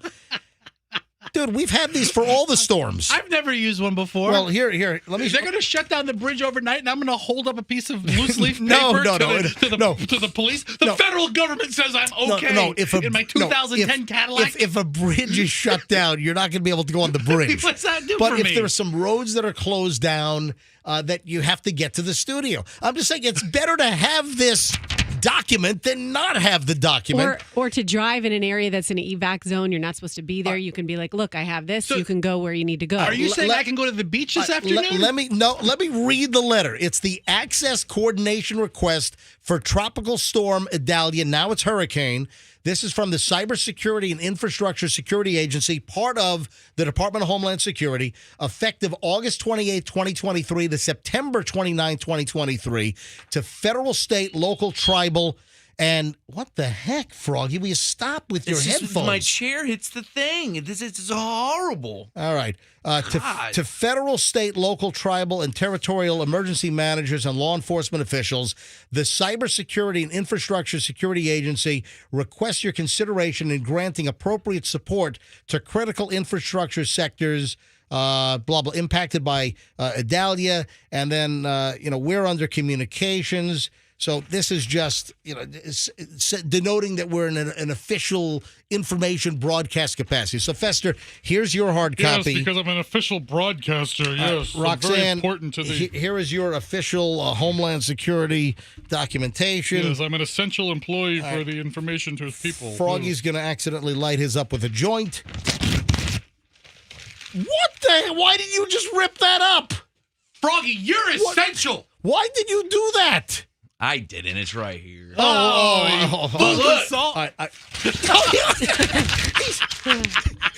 He just did. He did a fake out, and now he ripped the real one. I don't need that. What's the matter with Froggy, you? with this, we can go down and we can go windsurfing with next to the Weather Channel guy. Let's go to phones. All right, thanks for hanging on. I appreciate it. Let's grab. Can you bring up the screener, Fester? I only promoted phones 10 minutes ago, so bring up the screen. Hi, good morning. On line 2, I have no idea who this is. It's Deborah in Lutz. Hello, Deborah. Hi. Deborah, what did you see stores run out of? Batteries, D-batteries, and Lutz. Where? Publix. All right. Well, so Publix ran out of D batteries in Lutz. Now, listen, I hate to, kind of, smack you around a little bit here, Deborah, but, you probably, at the beginning of hurricane season, probably a good idea to have your D batteries already in your hurricane preparedness pile. Well, the only thing I use D batteries for is my fan. I've since given up D batteries for Okay. All right. Interesting. Well, Deborah, Home Depot, Lowe's probably have D batteries, I'm guessing. Be safe. Well, I got a rain check, so. Oh, good. You got a rain check. Well, there you go. A lot of good that'll do you on Friday. After the storm. After your power goes out and you're sweltering and you need your fan. I got a rain check. Joe's in Tampa. Hi, Joe. That was a great first call there, Andrew. That's all right. Listen, everybody's welcome. Yeah, absolutely. Deborah, we love you. Joe in Tampa. Hi, Joe. How you doing, MJ? Doing fine. Go ahead. Hey, Joe. Well, I went to get gas, and I had just recently purchased a new 12-gallon gas can for my boat. What, a 12-gallon gas can? Yeah, so I took that with me. Yeah, hold those on. are the ones with the gas handle, right? That weighs like 100 pounds when it's full. Well, because gasoline's about 6 pounds a gallon. You put it on your dock for the boat, so you don't have to go get gas. Okay. All right. So what happened? I'm 63. I didn't have any trouble carrying it. All right, go ahead. Anyway, so I start pumping gas, and it gets to 14.6 gallons. I'm like, how the hell? So I had 2 more 5-gallon cans, and I filled the 3 of them up. A total of 25 gallons of gasoline went into 22 gallons of can. Oh, the counter's off? Do you think it's not calibrated right? Must be. Ooh, yeah. So hang on. Let me. So you put 25 gallons of gas into 22 gallons of can? Yeah, that's what happened. Well, that's a 3-gallon discrepancy. Yeah, That's big time. It might be not only mismetered. that, they didn't have 87 or 89 octane. Oh, you had to go for the expensive, like $4.50 a gallon super unleaded? Yeah, man. Oh, son of a... Hey, Joe, thanks for the call. Michelle is in Lakeland. Hello, Michelle. You're on the MJ Morning Show. Hi. Good morning, you guys. All we're seeing in Lakeland is animal supplies and bread. Rest of the stuff are pretty much stocked up. All right, so what animal supplies? Like dog food or what? Sausages? No. Thanks, MJ. No, like on wet food. Oh, the canned stuff that keeps... Yeah. Gotcha. Lucky enough, I've got fosters on board, and my rescuer already got me supplied as soon as this started. So... Well, I thank you, Michelle. I appreciate it. So, bread and certain animal food out in Lakeland. Any particular stores? Just all the way around. Every store in Lakeland. All right, Michelle, thank you for calling. I appreciate it. All right, that opens up a line. Again, taking calls from listeners. Any gas issues? Did you experience any gas lines yesterday? We just heard from Joe, I guess the gas station where he went, that the What was that? Sorry. Did you sneeze directly into the microphone? No, I turned away. She shut her mic off and went into our soundproofing. That sounded like a hurricane force wind over there, whatever the hell that was. I think sneezes are as powerful as hurricane Yeah, force maybe winds. so. All right, so we heard from Joe a minute ago that all of the low grade and the mid grade was out. He had to buy the expensive super, 93 octane unleaded. So any gas issues, any food issues, any other issues that you've experienced, any observations in any preparation, 800-990-1047. That's how you get in. 800-990-1047. We'll grab Steve also in Lakeland. Hi, Steve. You're on the MJ Morning Show. Hi. Hey, guys. How are you? Doing fine. Go ahead. Hey, I was at Sam's Club on 98 in Lakeland yesterday about 10:30 in the morning, and every single pump was open, but they had a line of deep about 8 to 10 cars easily. So I said, all right, let me go into the store instead of getting gas now because I ain't waiting on that line. I went into the store, and the back of the store has the pallets full of water. Yep. And they had 3 high and about 2 deep, and they were completely empty. It looked like an empty warehouse. So then I went to Walmart because I wasn't going to wait around there. And I went to get some water there, like distilled water for my CPAP. And that whole aisle that's full of water was completely empty, absolutely gone.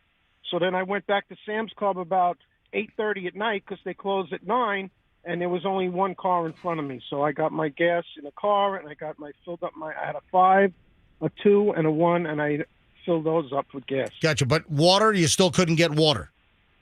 No, I ended up getting, they had no distilled water at Walmart, but if you go to the baby section, they have distilled water for babies, and that was completely full. Could you put Pedialyte into your CPAP machine? It's not Pedialyte. It does say distilled water, and Well, the Pedialyte's like a Gatorade for kids, but no, I'm just joking around with you. Hey, Steve, thanks for calling, buddy. I appreciate you listening. You got it. Be safe. You too. Thanks for the story. William's in Tampa. William, you're on the MJ Morning Show on Q105. Hi, William. Hey, I just went by the fuel tanks there on 22nd Street at the port, and they're slammed full with trucks loading fuel. All right, so hold on. You're kind of distant on your hands free, but so you just passed by the port of Tampa, and you're saying that fuel trucks are all lined up?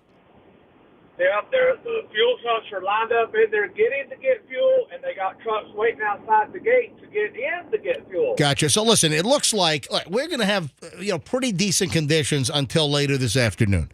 So obviously the Port of Tampa, all the racks are going to be running overtime here. They're going to be trying to fill up these 8,000-gallon tankers as quickly as they can to get these gas stations restocked. Kind of a race against the clock before the conditions start getting worse toward later this afternoon. William, good observation. Thank you.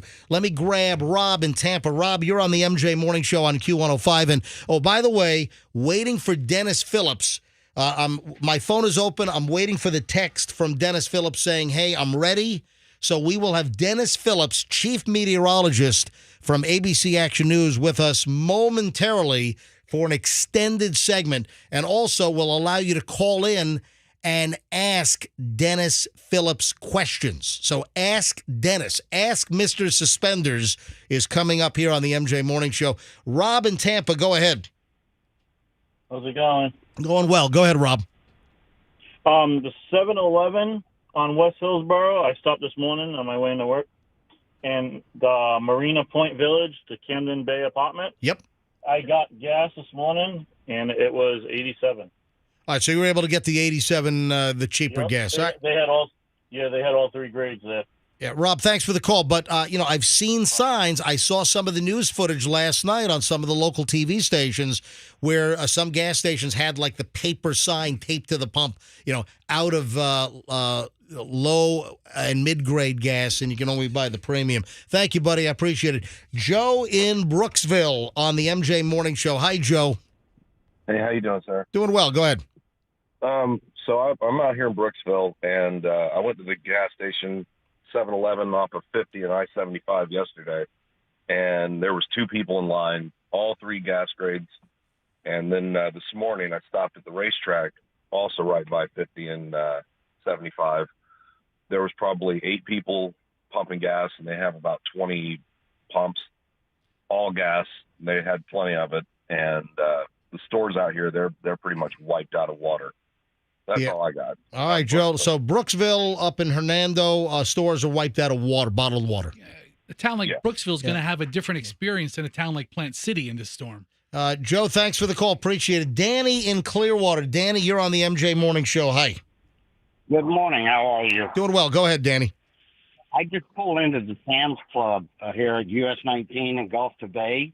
There was hardly any line here, and it's still not many cars. There's maybe 2, 3 in line at some of the pumps, and they have the low-grade gas. All right, so listen, if you're a Sam's Club member, then Sam's on 19 in Clearwater is open. Thank you, Danny. Appreciate it. Dennis said 1 minute. We'll call Dennis in 1 minute from ABC Action News. Dave is in Valrico. Dave, quickly, you're on the MJ Morning Show. Hey, so yesterday I decided since I wanted the ethanol free, I'd go early. Yep. So I went nice and early, and the Wawa over here was full, but it wasn't crazy. But there were already people that were acting like it was the end of the world. This guy was trying to fit his truck through a way too small and just started ramming into people. Oh, no. Oh, wow. Wait, a guy was ramming into people at the gas station? Yeah, he was trying to squeeze through to either get to his turn ahead of time or what, but he was hitting cars. And then he's just like looking around like, oh, nobody saw that, but there was 20 people staring at him. Oh, man. Anybody rolling video this day? Everyone rolls video on stuff like that. Dave, thanks for the call. All right, quickly, Elizabeth and Hernando. Elizabeth, quickly, I got Dennis Phillips in 30 seconds. Go.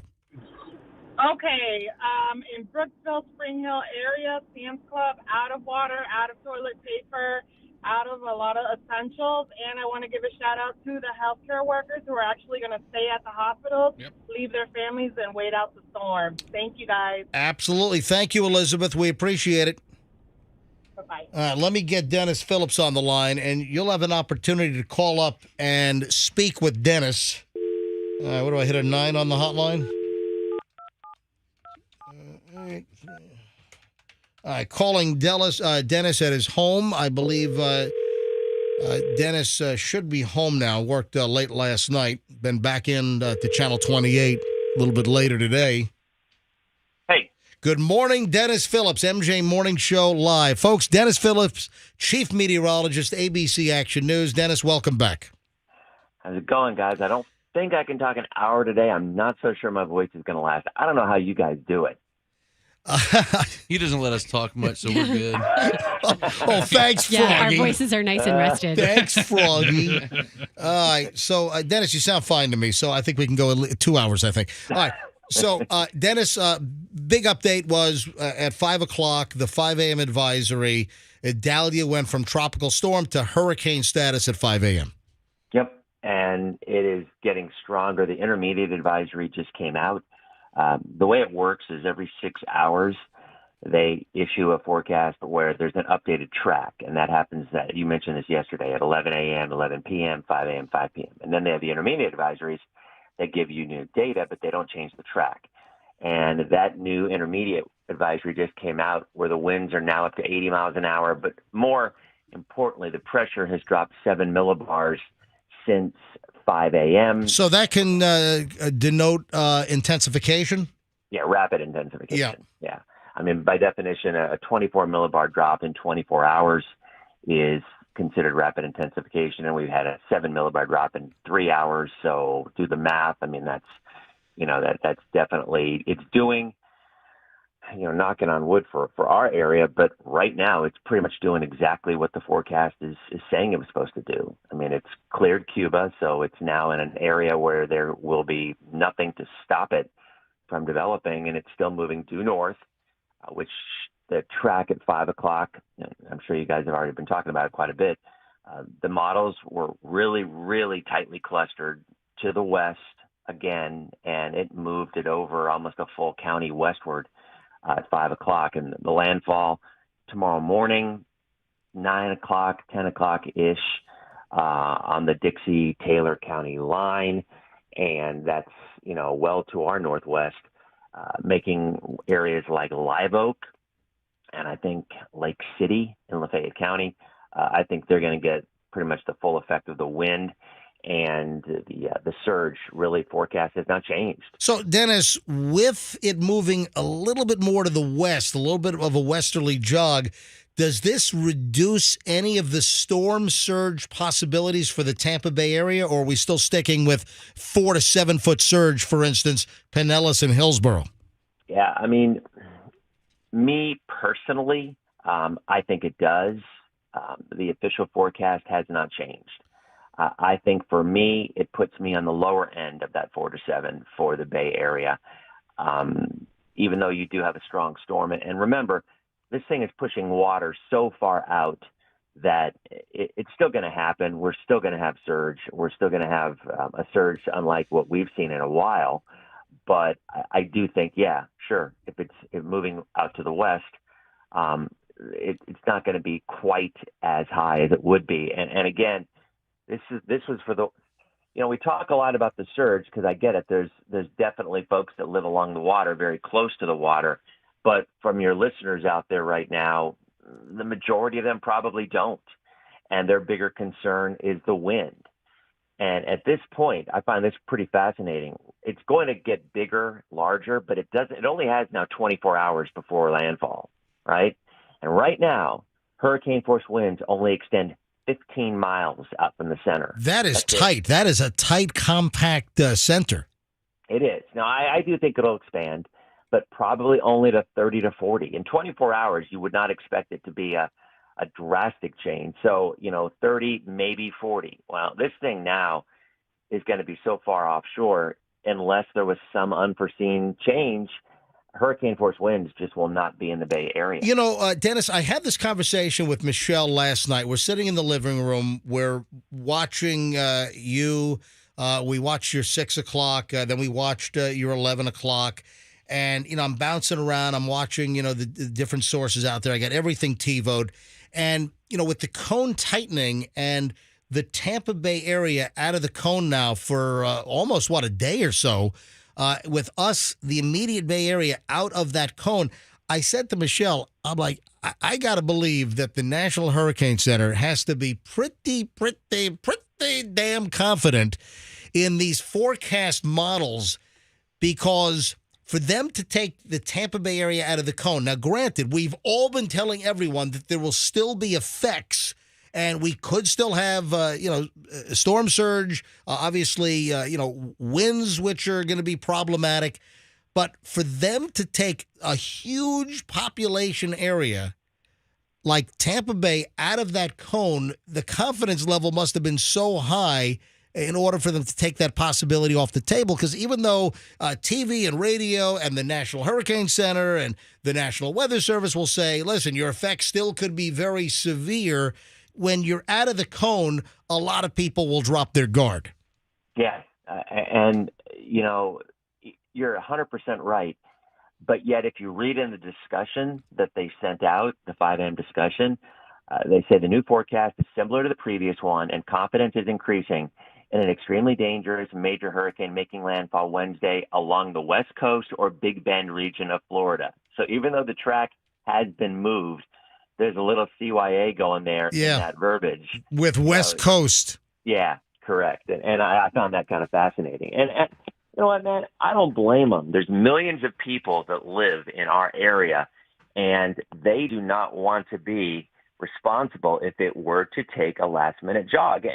And I've been pretty vocal in the last 24 hours saying that I think the hurricane-sustained winds are going to stay well offshore of our area.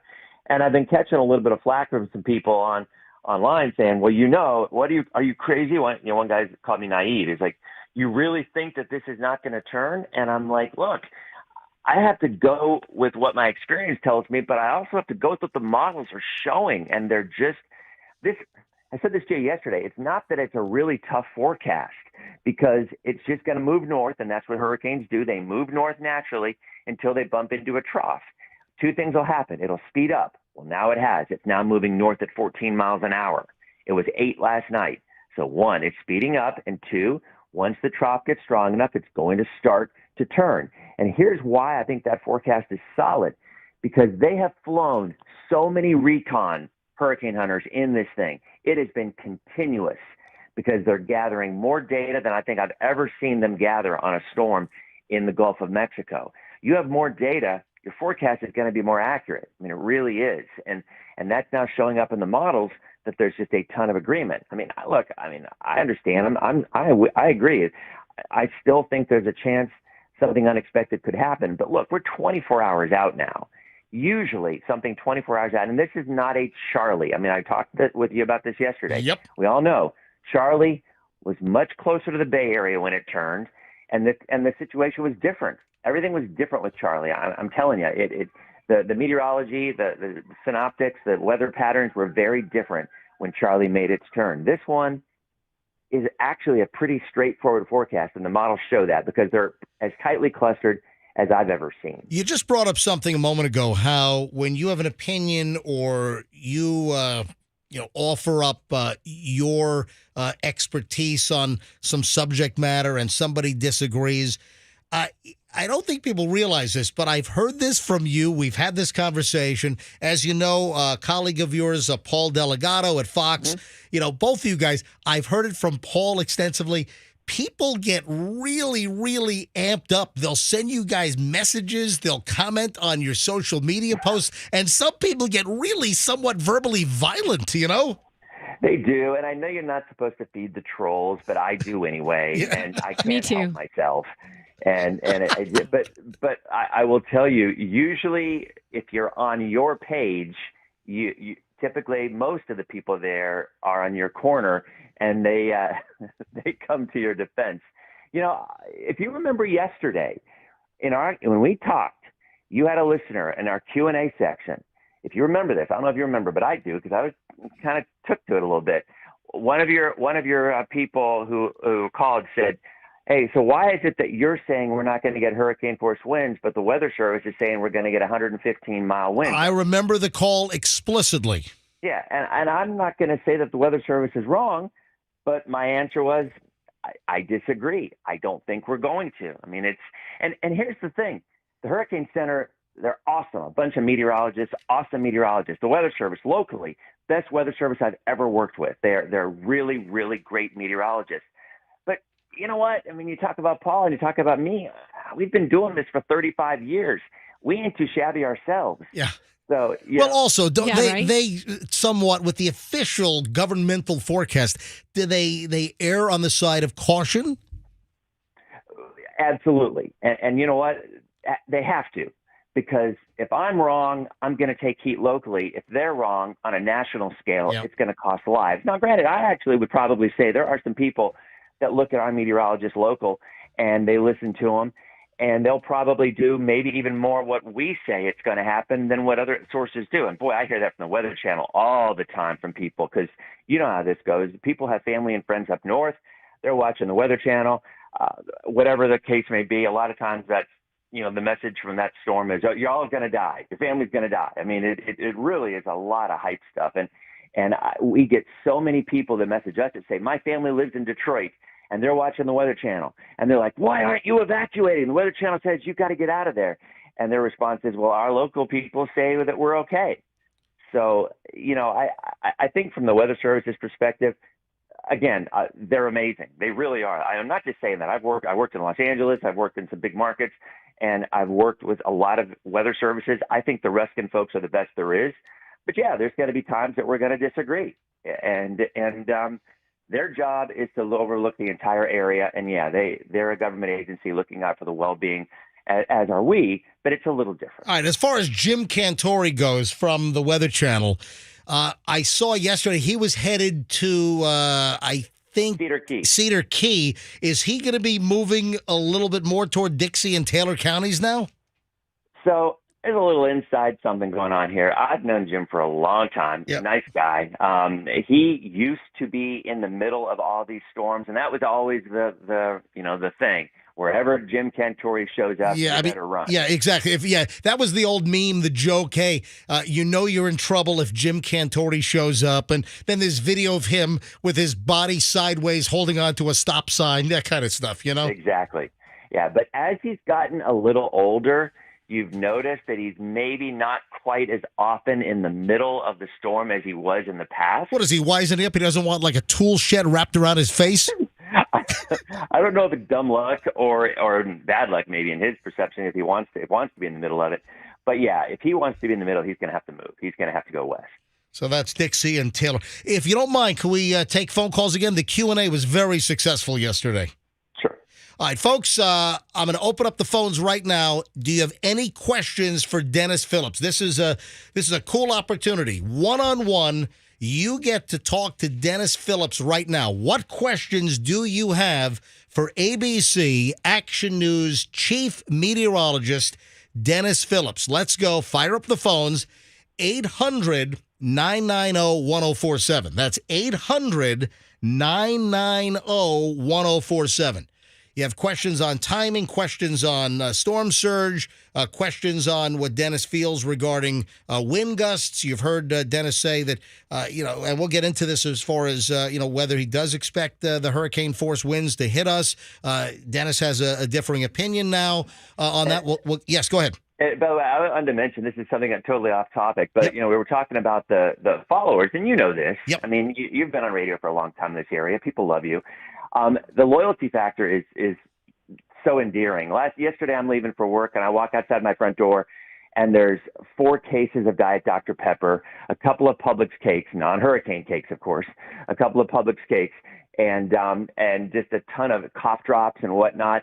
So honestly, the folks out there are just so endearing because they really try to take care of you. They really, and you know this. I mean, the people in the Bay Area are like that. And I got to work, and there were giant bags from Publix and different grocery stores with potato chips and popcorn. So anybody out there who has dropped stuff by, I thank you very much. Our staff, our team really appreciates it because, starting now, we're going to be working about 36 hours straight. Folks, Dennis, were folks dropping stuff off at your house in Palm Harbor or at the TV? Right outside my front door. It's so funny. So these are your neighbors in your neighborhood. I guess. I don't know where they're coming from. And then sometimes people send Amazon stuff.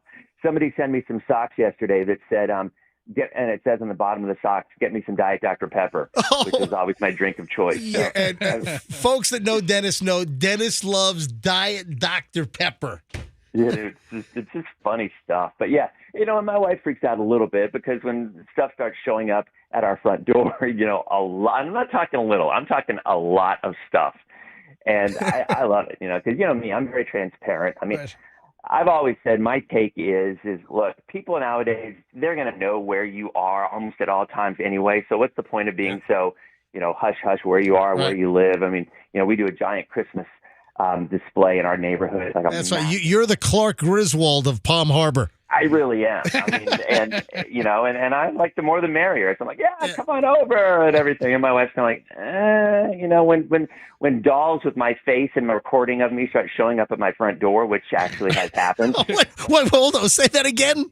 Yeah. There was like a imagine a Dennis Phillips Build-A-Bear, and what it was one of me, and if you press the stomach, there was actually an audio track of me inside there doing the weather. Oh, that's hysterical. All right, let's go to phones here in a second. Quickly, before we take calls, I got John, Michael, Eric, Paula. All the lines are jammed up. Your chance to ask Dennis Phillips your questions now about Hurricane Adalia. 800-990-1047. As soon as we finish with a line, try to squeeze in. So when I hang up on a caller, try to get in. 800-990-1047. Dennis, let's talk timing here. Rain bands and winds later this afternoon. When should we expect it in the immediate Bay Area? Yeah, the rain bands will move in this afternoon. The latest, I was just looking at this, the Hurricane Center has a graphic that says the most reasonable time of arrival of tropical storm force winds, and the most likely time is between, probably Sarasota at around 8 o'clock tonight, Pinellas County maybe 9, and again, it's picking up its forward speed, and then northern counties and maybe northern citrus around 2. So between 8 o'clock tonight and 2 a.m. is when the tropical storm force winds are going to arrive. Again, as this is moving at that point, it should be a major hurricane. I mean, the fact that it has dropped 7 millibars in 3 hours is a surefire sign that this thing is starting to go through rapid intensification. And by the way, I know the NHC has it at 120. I mean, it could be higher. It could. The fact that it only has 24 hours to do it is really a blessing, because if this were to stay west and go more toward the western side of the state, it could easily be a Cat 4. So, wow. We can't breathe a sigh of relief just yet, but it's hard not to, seeing how tight the models really are, and the track for the Hurricane Center to move this a whole county west 24 hours out, as you said, pretty much taking the Bay Area out of the cone. That's a pretty strong statement. It is. All right, let's grab calls. Ask Dennis Phillips from ABC Action News. We'll start with John in Tampa. John, you're on the MJ Morning Show with Dennis Phillips. Go ahead. Hey, how's it going, guys? I got a quick question. The water is being 90 degrees. Would that play a huge role on the intensifying of the storm? Because that's considered like fuel for the hurricane. Yeah, 100%. I mean, that's really the main reason. It isn't just warm water, and I think sometimes it's easy to get caught up in that. Well, the water is so warm. It absolutely is. But you know what? The water is always warm this time of the year. And while it might be 90 or 91 in one spot as opposed to 89 or 90, I mean, that is a difference. I think what's also as important is the water is very warm, very deep. So as it's moving and it churns the water up, it's still tapping some very warm water. Typically, the magic number for tropical development is 80 degrees or warmer. We're probably a lot warmer than that, obviously, in the entire track. But yeah, the number one thing is the warm water fueling this storm as it continues to move north. But the number 1A is the fact that it's going into an area of less shear. So that means that the winds, as it's moving up into the atmosphere, are tranquil. And believe it or not, that's important. If you want a hurricane to develop, you don't want winds cutting across it and weakening it. You want it to be kind of a tranquil environment so it can just develop and strengthen. And right now, that's what we have. We've got, at this point, we have almost ideal ingredients for it to really develop fast, which is why we think it's going to be a rapid intensifying Cat 3 hurricane at landfall. But John, thanks for the call. I appreciate it, buddy. Thank you. Let me grab D in, is it Crystal Beach? D, where are you located? Yes, Crystal Beach. That's what I thought. My neck of the woods. Yeah. Yes, it's exactly your neck of the woods. That's why I'm asking. This is the first year we've been in this house down. We lived on the other side of 19 for a while. Now we're down here on Crystal Beach. So you're on the west. You're west of 19. Very west of 19. Gotcha. As west as you. Yeah, on Crystal Beach. Yes. Yes, and I'm looking out. I mean, my backyard. There's a canal that comes up. We're at the. I don't know if Dennis is familiar, at the end of Mayo Street, towards Point Seaside. And it's, I'm looking right out at the water, and our elevation, it's an older home. There's a lot of older homes. Our elevation is very low. So your slab is That's essentially your front door. You got like a half an inch of your threshold, and you're right on the slab. My elevation is 1.1. Okay, gotcha. So my thought is, I'm not from, I never had to deal with storm surge living on the Gulf like this. So what's your experience in this area? Yeah, I mean, I know that area very well, and I think, you look at the storm surge has been the message from the beginning, from the Hurricane Center, saying we think this is going to be a massive surge issue, not just because of the storm, but because it happens to be a high tide. So in your home, when there's just a regular king tide, right, when it's just the highest tide of the month, how high does that water get relative to your house? Well, when we walk, one block over and then take the path from here up to the park. And a lot of our neighbors who are right there on the water, along the path there, if you're familiar, they get water up into their yards. Yeah. Well, I'll tell you, you're in a mandatory evacuation. On a regular rain. Hold on. This is important. Go ahead, Dennis. Say what you just said. You are in mandatory evacuation, right? Yes. AE. Yeah. I think you're going to see about 4 feet of water. I think you're going to see, I think, and that's a reasonable conservative estimate. The Hurricane Center is going 4 to 7. I think the fact that the storm is moving more to the west is a good thing, but unfortunately it's different with wind than it is pushing water.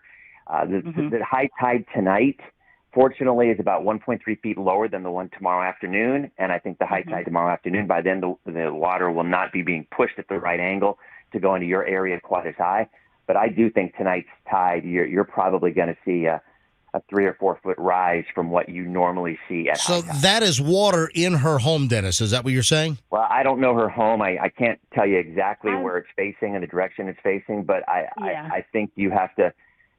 The expression "hide from the wind, run from the water" cannot be more true in this kind of a situation. So, I will tell you, though, I have seen surge situations where you'll see it really depends on the angle in which your house is facing the Gulf in terms of where that water comes in and whatnot. My guess is it's facing the Gulf. It's waterfront. My house, we're at the back. The Gulf is on the back. Like I'm looking right now, and there's one corner of a yard between us and the little canal that comes up that I can see the top of the water from standing in my backyard right now. Well, listen, Dee, I'm thinking that you might want to heed the mandatory evacuation, notice that you have. Dee, good luck, and please let us know what happens, okay, after the fact. You, Dennis. Okay, stay safe. All right, opens up a line, 800-990-1047. You got the MJ Morning Show here on Q105. We've got Chief Meteorologist Dennis Phillips from ABC Action News. Mr. Suspenders, as my wife calls Dennis. In fact, whenever Dennis calls Michelle, you're in her address book, Dennis, as Mr. Suspenders. It doesn't say. I just embraced it. I can no longer avoid it. I know. Hey, if you don't mind, I got a text question. A friend of the show is Don, the IT guy. So Don has, we got all our Microsoft tablets that we've given away from Don, the IT guy. Our last giveaway with two college brothers, Don secured all the 40 tablets for us. I just got a text from Don, and it says, my parents live on the coast of Taylor County. Yeah, that's not good. Now, if it's Western Taylor, now we're getting to the point where we can fine-tune this forecast that close. Hurricane force winds, here's the key. If they're on the west side, even if they're 5 miles west of where that eye is, they will not have the same push of that water than they would if it's 5 miles east. So it really now is coming down to the exact location. And he says in Steenhatchee. Oh, yeah. Oh, in Steenhatchee? Yep. All right. Well, yeah, that's not good. Yeah. Even if they don't get, Steenhatchee is inland a little bit. So, no, actually, no, it's not. It's right there. Yeah, it's right there. Yeah, looking at it. Well, the official track has it on the corner. Right there on the border of the Dixie and Taylor County line in Steenhatchee. It's a very rural area. And, I was talking to a meteorologist last night, a buddy of mine who used to work in Ruskin. Now he works out west. And he said his dad lives in Steenhatchee, and he has a Christmas tree farm out in that area. And he goes, it is very rural. There's not a lot of people there. And it was a good thing because we were kind of talking amongst ourselves. That might be very, very close to landfall. So, yeah, I would tell them to get out. I would. If it's a Cat 4 storm and you're on the water, you're talking winds of 120. You're talking a surge of probably 12 feet in that area. And I think, I usually go conservative. I'm not going to go conservative on that one. I think that's a good 9 to 12 foot surge. If you are within 5, and it's 5 miles, that's it. Yeah. If they're on the left side, then they're not going to get that water. That's how close it is. Hey, so. Don, the IT guy, you might want to tell your parents to go to higher ground. All right, Dennis, let's go back to the phones. All the lines are jammed here. When one opens up, folks, 800-990-1047. Ask Dennis Phillips from ABC Action News. Eric is next in Palm Harbor. Eric, you're on the MJ Morning Show on Q105. Hi. Hey, good morning. I actually live right up the street from Dee, up at Alderman and Belcher. Oh, yeah. I was curious about the winds and what I can expect for rainfall because I get a good 4 inches up against the back of my house from the pool deck when it rains real hard for about an hour. And I was wondering if I needed to get sandbagged, if we were going to get continuous rain for, hours on end kind of thing, or what the rain forecast looked like. The rain is going to be at its peak in banding. So you know this, you'll have a band that's going to come through and it'll really open up like crazy, and then it'll stop for a while. Now, Dennis, I wrote down from your 11 o'clock forecast last night, I wrote down some of the numbers from your weather graphics, and it seems that some of the rainfall might have come down a little bit. For instance, St. Pete, Clearwater, maybe 3 inches, St. Pete, Clearwater, 3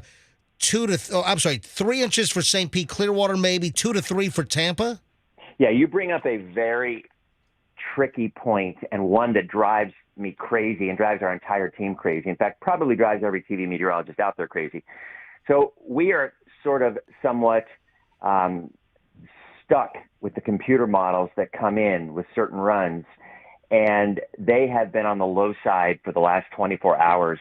And sometimes they're right, sometimes they're wrong. In this particular case, I think they're a little low, but they are what they are. I think in his area, you're going to see about 4. There will always be bullseyes and always be, it's Florida. There will be 5 miles down the road, not nearly as much. But I think a broad brush of 4 or 5 inches of rain is exactly what we're going to get for almost the entire area. All right, Eric. That's from I-75 west. Right.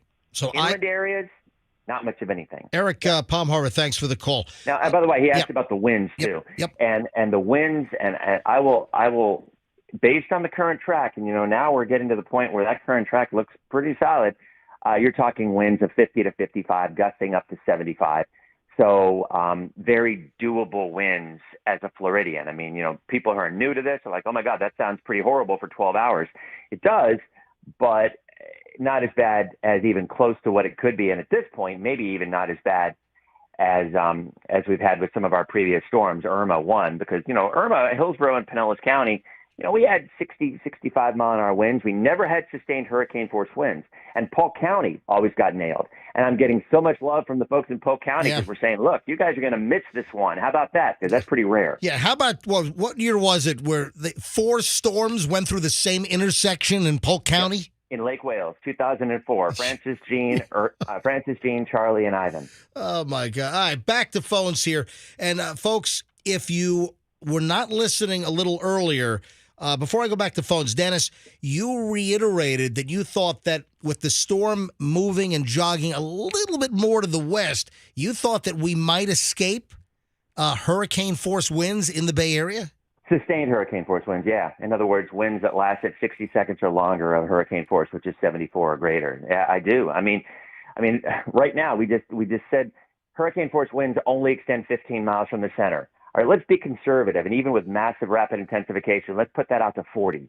Let's say the hurricane force winds extend 40 miles out. Well, this is forecast now to be a good 90 or 100 miles west of the Bay Area. Yep. So, it's pretty simple math, and there will be gusts, certainly up to hurricane force along the coast.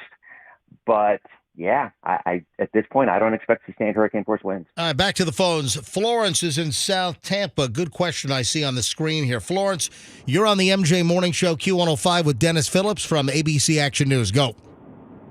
Good morning. How are you? Thank you, Dennis, for everything you do. You've made me dealing with this hurricane just a little bit easier. So thank you for your time. Florence, your hands-free is a little low. Can you just go ahead and ask your question quickly and then turn up your radio, okay? How's that? Oh, that's much better. Off hands-free, but drive safely. Go ahead, Florence. So my question is, I'm in South Tampa, in Port Tampa City, outside the base. I'm about, half a mile to a mile from Picnic Island Park. So my concern is storm surge. We've never had any issues in 10 years where I live with storm surge. Being that far, and the way the track is now, is it something you think is going to be really substantial as far in as I am? Yeah, usually you're not going to see a substantial storm surge that far inland. You're usually not. Okay. It's usually going to be within 3 blocks of the water. It's usually the way it works.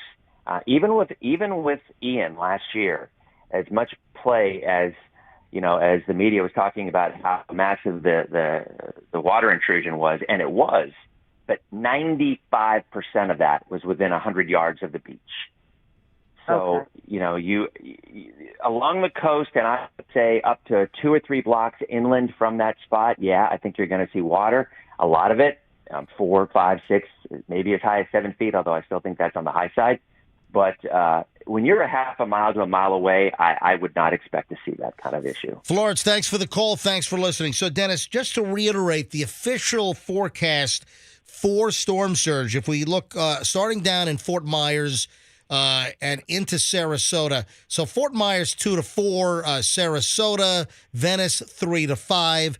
And Manatee. When you get to the Tampa Bay area, the forecast surge is 4 to 7.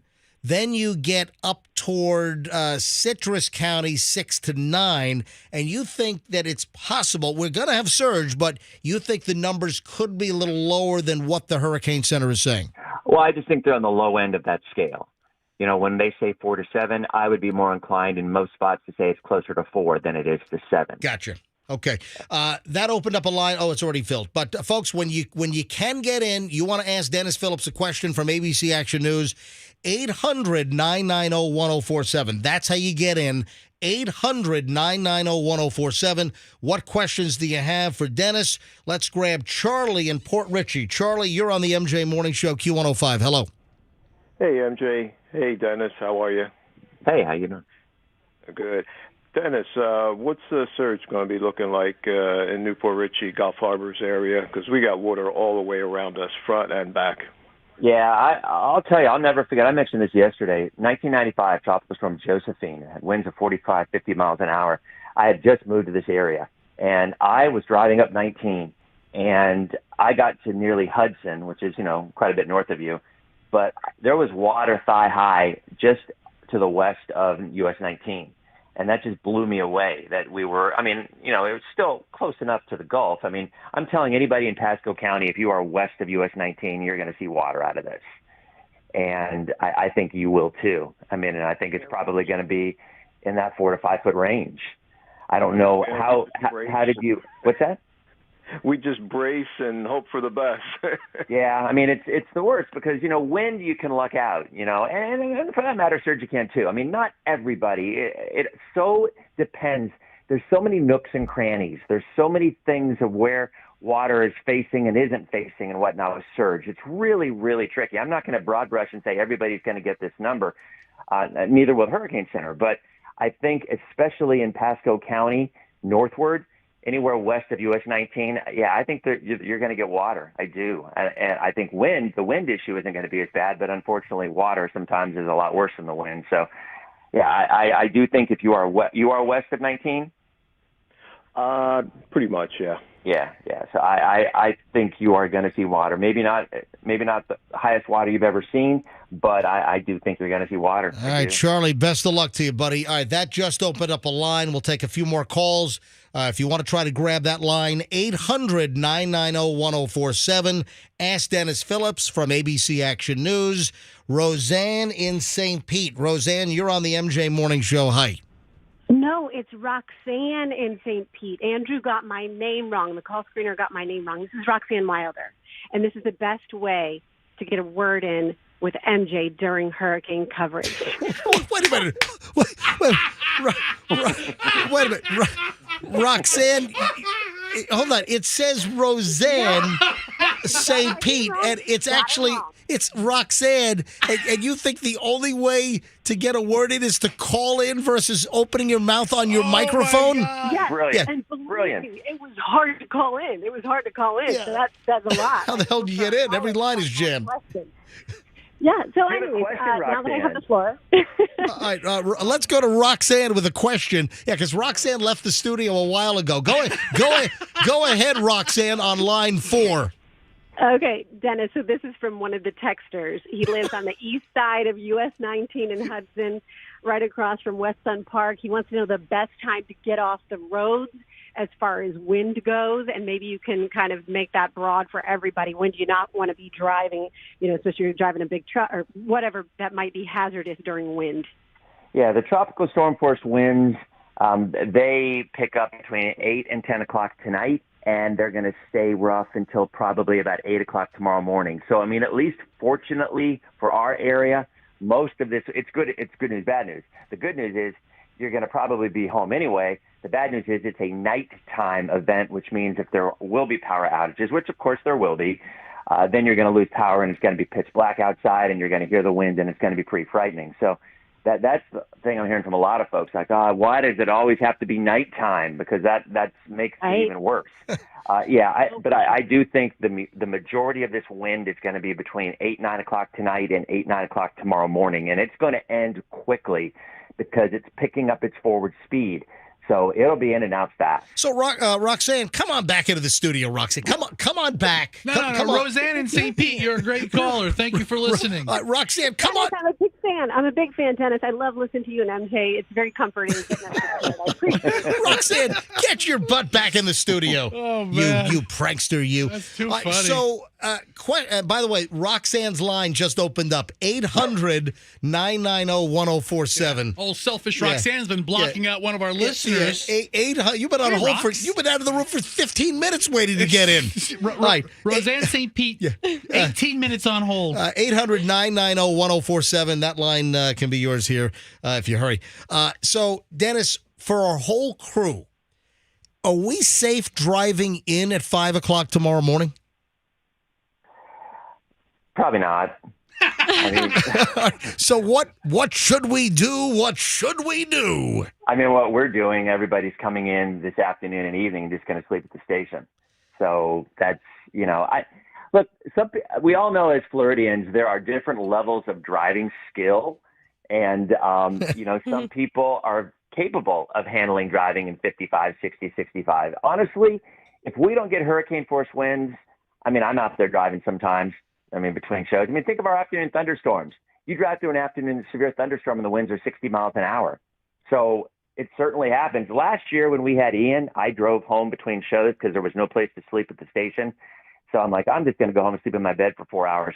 And I was the only person on the road, literally the only car on the road from our station, which is right across from Raymond James Stadium, all the way to Palm Harbor. I did not see a single car on the road. It was the freakiest thing I've ever seen. So I drove in it, and it was about 60, 65. It blows you around a little bit, but there were no other cars around, so I could drive wherever I wanted to. But, I mean, the message is tonight, until about 8 o'clock tomorrow morning, it's not going to be great driving conditions. But I'll tell you, again, if what we're saying is accurate, if hurricane force winds stay offshore, you can get around. Fester, question? Well, the thing is, our radio station's located kind of at the corner of 4th Street and Gandy. We're a very, very low elevation. I wondered about that. I wondered if you guys might see some water. 7 feet comes in, the higher end of the prediction. We're underwater. I'm not driving the brand new Fields BMW X5 to work. I went to Hertz last night at the airport, and I rented a big, tall, new Grand Wagoneer. So, did you do that? You guys were talking about that yesterday. I did. Yeah, I'm not going to take a chance. Our new X5 from Fields is 3 weeks old. I'm not going to mess. I'm going to let the Hertz rental car take the hit. You buy the and insurance? You got the insurance. Yeah, of course. One day. One day, $100. Yeah, so, all right, Dennis, let's go back. Oh, I'm getting text now.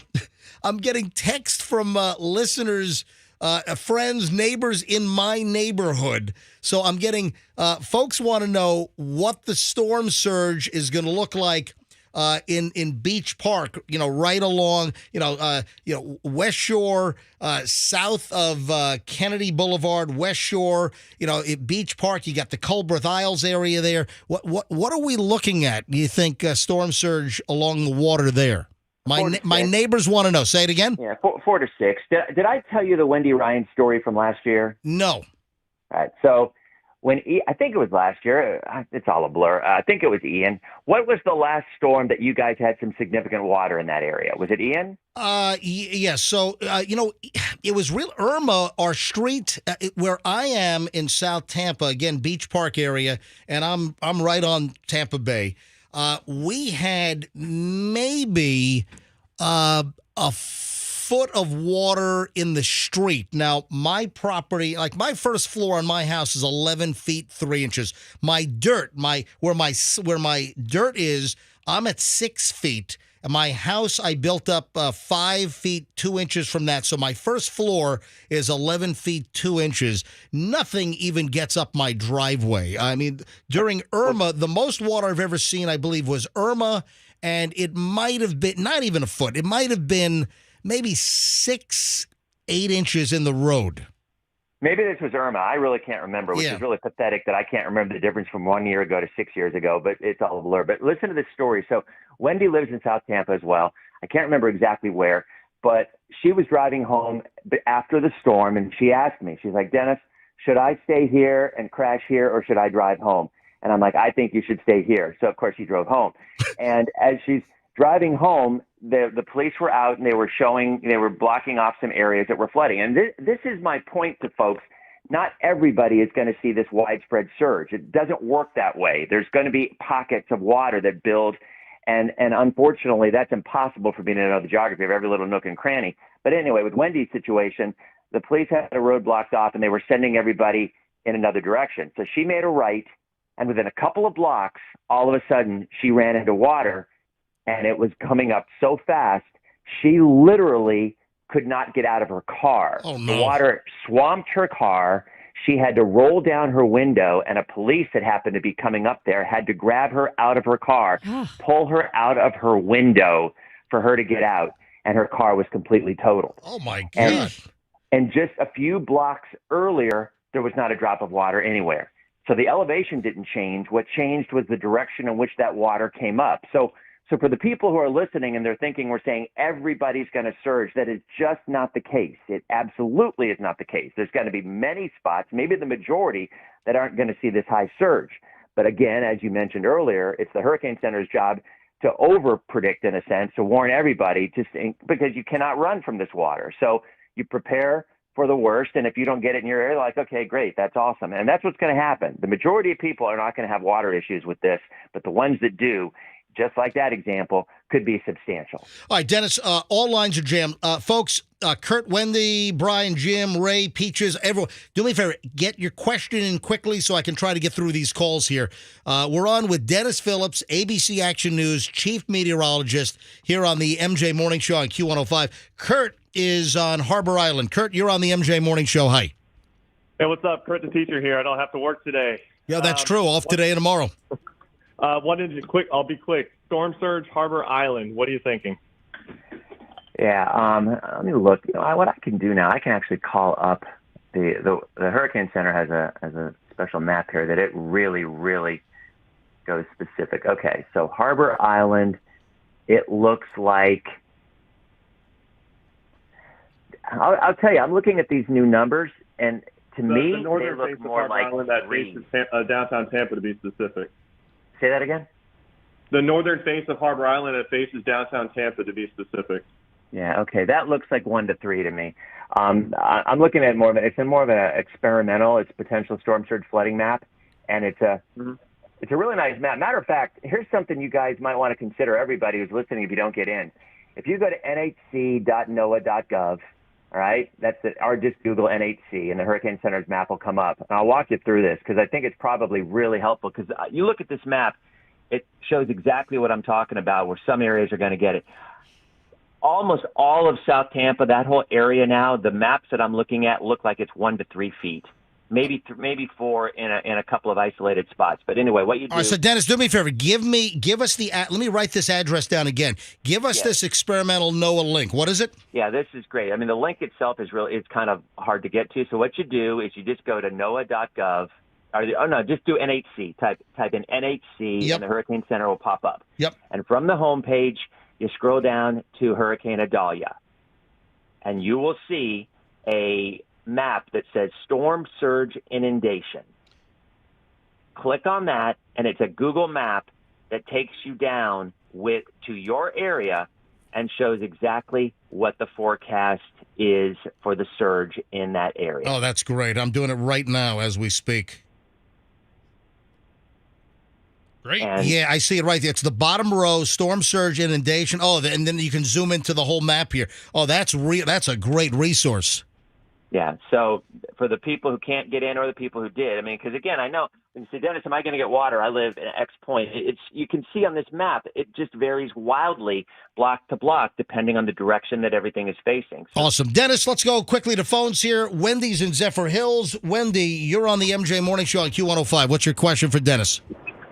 Hey, it's a real simple one. My dad's in Land O'Lakes, and I know the water's not going to get over there, but I'm worried about the wind. nah, he's fine. 45, 50. All right, there you go. Wendy, thanks for the call. Brian is in Gibsonton. Brian, you're on the MJ Morning Show. I think he got disconnected just as I was going to him. All right, that opens up a line. 800-990-1047, 800-990-1047. But his question was Alafaya. Dennis. Now, that's an interesting thought. We're not getting a lot of reports of river flooding expected only because we have had so little rain and we're in a drought that it's going to take a lot of times, the Alafaya is going to flood because of freshwater flooding. It's going to be more because of rainfall. And, that is something that I don't think will happen because 4 or 5 inches of rain is not going to flood the Alafaya, especially considering we are in a drought and we haven't had a lot of rain. In terms of surge pushing in, I don't expect it. I'm looking at it right here on that same map, actually, and it does not look like anything significant more than maybe 1 to 3 feet. Sounds good. Thank you. Jim in Trinity. Jim, you're on the MJ Morning Show. Quick question for Dennis Phillips. Go. Morning, guys. Quick question. I live in Trinity, Odessa, which is about 15, 16 miles west of the coast. Should we have this always comes up, should we have any concern about surge getting that far west? No. The surge in your area, I know it well. The surge won't get any farther than, maybe about a half a mile. I mean, there's a lot of little tributaries. There's a lot of little rivers and whatnot that go into that area, but nowhere near Trinity, nowhere near Odessa. You're fine. Jim, thanks for the call. Ray's in Tampa. Ray, you're on the MJ Morning Show on Q105 with Dennis Phillips from ABC Action News. Go. Hi, thank you. I'm sorry my phone sucks, but my question is, what's the percentage rate on that cone of certainty? Because I know 10 years ago, I remember seeing you on TV going, it could turn. It might go this way. So because I never seen the cone miss Tampa. The cone itself, it's kind of misleading of what it actually represents. It actually just represents, it's more of a data-driven average on the margin of error on a forecast over the last 5 years.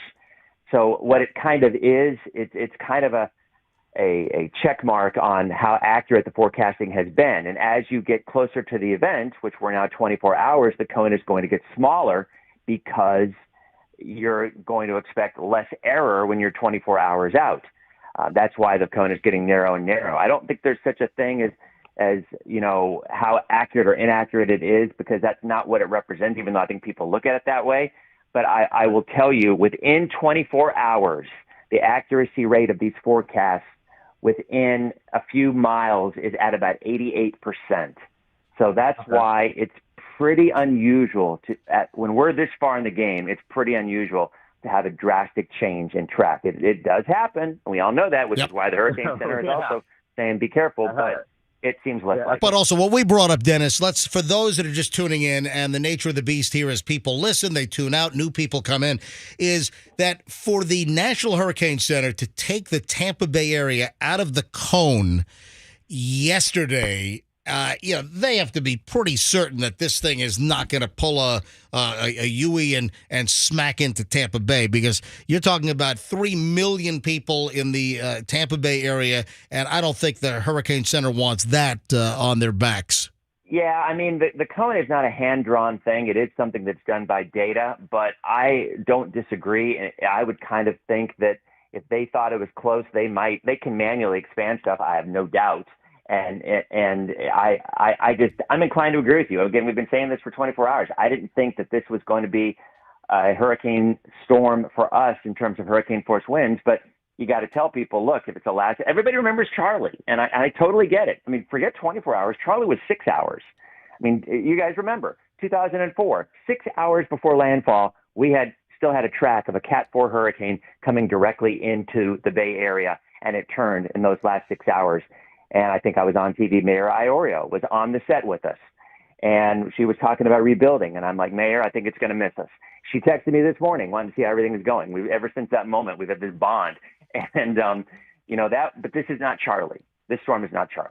All right, let me grab just a few more calls. Dennis, I know you got a roll here. You've given us a lot of time. We always appreciate it. We're coming up on almost an hour with Dennis. Dennis, your voice held out just great, and look how time flies. It is. I always have a blast. And at midnight tonight when I'm talking and it's almost gone, I'm going to call you out. But yeah, we'll get there. Just call me out on TV tonight. Peaches and Holiday. Peaches, you're on the MJ Morning Show. Hey, good morning, guys. Thanks for all your help. I was wondering, we are on the Pasco-Pinellas border near the Enclosed, about a mile in. What should we expect for water down here? Yeah, I know that area very well. I think. How far are you from the river? Well, we're off Enclosed by the Holiday Lakes area. Okay, yeah. About a mile in. I think you're looking at about 3 foot of water. I'm looking. I'm showing this map. MJ, I think you should mention to people again afterwards how to get to this map. Yep. But it's a 1 to 3. The Bayou area in Tarpon is going to be more. It's probably going to be 4 to 5. But right. Up around the Anclote area, it looks like 3 feet is about right. There will be areas that don't get as much because they're facing in the other direction. Again, the way the water comes through, it's really, really, you can't broad brush it and say everybody in this area is going to get 3, 4, 5, whatever it is. But I think in your area, you're looking at a decent chance of seeing 3 feet of water rise. I think that 7 might be a little high, but I'm looking in this map and there's a couple of spots just southwest of Newport Richey that do go closer to 5, 6, or 7. So to broad brush it, I think that the lower end of the scale is probably more accurate for overall areas, which is about 3 feet or 4 feet. And then I think there will be a few embedded spots depending on how they face and how the water stacks up that are going to be closer to 6 or 7. Peaches, thanks for the call. Anita, quickly in Clearwater. Anita, you're on the MJ Morning Show. Yeah, hi. So we just took our daughter up to FSU this past weekend, and I feel like I just delivered her to, where the storm is going. Oh, that's a good question. So, college return for the kids, Tallahassee. Dennis? Yeah. Yeah, my son's at FSU, too. And he asked me, do I need to go home? And I said, no. Remember, so the area of landfall is, how many miles is it? I'm looking at it right here. Yeah, and Tallahassee is going to be on the left side of things. Yeah, absolutely. You're on the weaker side. Hurricane force winds do not extend. I would not be surprised if it goes to the current track, you're going to be just fine. I think they're going to be probably 65 to 80, which is something that Tallahassee gets pretty often with storms that come up. The Panhandle, they're used to this stuff. The Panhandle gets What about these the storms. flooding, though? No, they won't have any. Yeah, I think you're going to be okay. Anita, you did not deliver your kid to some kind of death chamber. You're okay. Sure felt like it. No, you're. Guys, I appreciate you all. You're okay. Thank you, Anita. Yeah, take a deep breath. Listen, I just took Chloe up to University of New Hampshire. I don't think they're going to have the effects. And I just dropped off Julian at NYU also this weekend, so I don't think they're going to have the effects either. But listen, I know what you're going through, man. You drop your kids off. You want to know if you just drop them into some kind of danger zone. Anita, have a great day. All right, last call on this, Dennis. Then we'll let you catch your breath and get a lozenge, okay? Got it. All right, Jessica in Apollo Beach. Jessica, last call on this. You're on with Dennis Phillips on the MJ Morning Show. Hello. Hi, good morning. So me and all my neighbors, we all live on the canals here in Apollo Beach. The past few days, the tide has been pretty high here in the canals, and I know there's supposed to be some high tide along with the storm surge. What do you think your recommendations are for us Apollo Beachers? Yeah, Apollo Beach is looking pretty solid at 3 to 4 feet, and there will be a couple of spots that could. You need to look on the map that I'm looking at it right now. And it's such a perfect example because there's yellow, there's blue. There's orange. Yep. And they're in very different spots. And I don't, I would hesitate to give a broad brush on an area when I don't know your neighborhood compared to another one. But I really think you should go to this page because there's literally it's pretty much widespread 3 feet. There is quite a few 1 to 3 spots in and around where you are, but there's a couple of orange spots, which is up to 6. So I would hate to give you information that you happen to live in that spot where there's orange. So I'll say this again: go to NHC's website, National Hurricane Center. Hey, Dennis, I'm gonna go through this live right now with you, and I've got my laptop in front of me. It's very easy to see this map. Jessica, turn up your radio right now and get instructions on how to go to this map. I'm going to give it out right now, okay? Okay, great. Awesome. Thank you, guys. All right, you bet. All right, so Dennis, before you roll, let's just do this live exercise on the air. I'm holding my laptop up to MJ TV. It is really easy. This is a new, I guess, experimental product. Yeah, it is. And it's been around for a few years, though. Okay, so it's very easy. Just in your browser, just type in NHC, November Hotel Charlie. Type in NHC, hit enter. Google will bring up National Hurricane Center, the first thing. Click on National Hurricane Center. Then it'll bring up the active storms on the big map. Scroll down. The first one is Hurricane Franklin. The second one is Hurricane Adalia. Then you'll see little graphics, 2 rows of actual graphics. The bottom row, the second one in on the bottom row says storm surge inundation. Click on that and then just use the zoom feature. First of all, continue, accept the fact that this is an experimental product, and then just zoom into your area on this map and then follow the color-coded key. It's that easy to see what the predicted storm surge is going to be on your street where you are. Yep. So that was pretty easy. Dennis, any final thoughts before we probably check in with you tomorrow morning, as this thing's passing through? No, I mean, again, if the folks are just tuning in, the track has shifted more west. The models are almost on top of each other. Really, really strong confidence in the track. And could there be a little bit of a wobble at the end? Sure, but I still think even if that's the case, it's not going to have a significant change on our weather. Tropical storm winds tonight into tomorrow. Gusts as high as hurricane force, which means there will be some power outages, 4 or 5 inches of rain. Surge issues is the biggest concern by far. And there will be isolated tornadoes. I think the entire area will be under a tornado watch tonight into the overnight. So you've got all that together. But at the end of the day, I don't expect sustained hurricane winds for the Bay Area. I think that stays well offshore. And this will be out of here by 9, 10 o'clock tomorrow morning. I mean, it'll still be windy, but the worst of it will be out of here by mid-morning tomorrow. Dennis, can you say the storm name again, hurricane name again? Because I think I've been pronouncing it wrong after hearing you say it. I say it wrong. I think I don't even know what the heck I called it. I call it Adalia. Yeah, you call it Adalia, and I was calling it Idalia. Yeah, I say Adalia as well. I think you might be right. I said, so I don't even know what I said one time last night when we were recording a hit. Matter of fact, they laughed at it and they took when I said it the right way and edited it over the other way because I hacked it up so bad. So we pronounce it however we want to. I was going to say the Hurricane Center, for whatever reason, sometimes makes the challenge of pronouncing the name more difficult than getting the forecast right. Yeah. Well, there you have it. Dennis, thanks for your time, folks. 9:02 now at the MJ Morning Show. Dennis, have a busy, great day, and thank you for joining us. We appreciate all the time you give us, and our listeners do too. My pleasure. Be safe, everybody. Talk to you tomorrow. All right, bye-bye. Dennis Phillips from ABC Action News. We just went an hour and 40 minutes. So our hour and 20 minutes of nonstop MJ turned into an hour and 40 minutes. When it comes to radio hurricane coverage in Tampa Bay, nobody beats MJ. All the info you need on Q105. All right, 9:02 at the MJ Morning Show. We still have 45 minutes, 50 minutes to go here. We want to talk about National Guard staging. The price gouging hotline is open. We'll probably take some more phone calls. We got a lot to do here in the 9 o'clock hour, but I'm running a little late. Let's get a break out of the way here, and then we're back in minutes. Don't move. A lot more information is coming up here on the MJ Morning Show on Q105. All right, let's talk moving.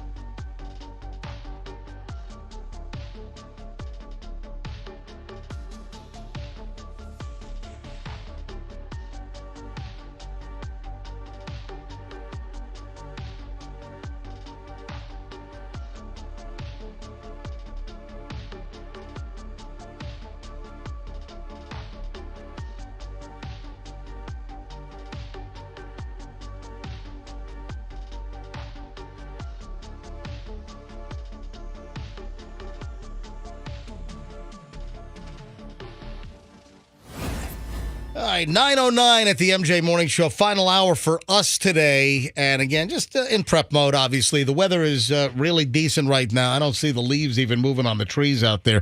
So weather's good. You know, it's later this afternoon, early this evening is when things are going to start picking up. Some rain bands will roll through. Probably early this evening. You heard Dennis Phillips, 8 o'clock or so tonight, we'll start feeling more of the effects. The bulk of what we're going to feel in the Tampa Bay area as we're out of the cone, but still, you've got a significant storm that's going to be parallel to us in the overnight hours. We're going to have strong gusty winds. We might have gusts to hurricane strength. Dennis doesn't think we're going to see any sustained hurricane strength winds. Water-wise, from rain, we're looking at, probably 2, 3 to 5 inches around the Tampa Bay area. And again, the real issue is going to be the storm surge. Along the coastal areas, the Gulf Coast areas into Tampa Bay, Old Hillsborough Bay, areas that are prone to flooding. There is a strong storm surge potential here.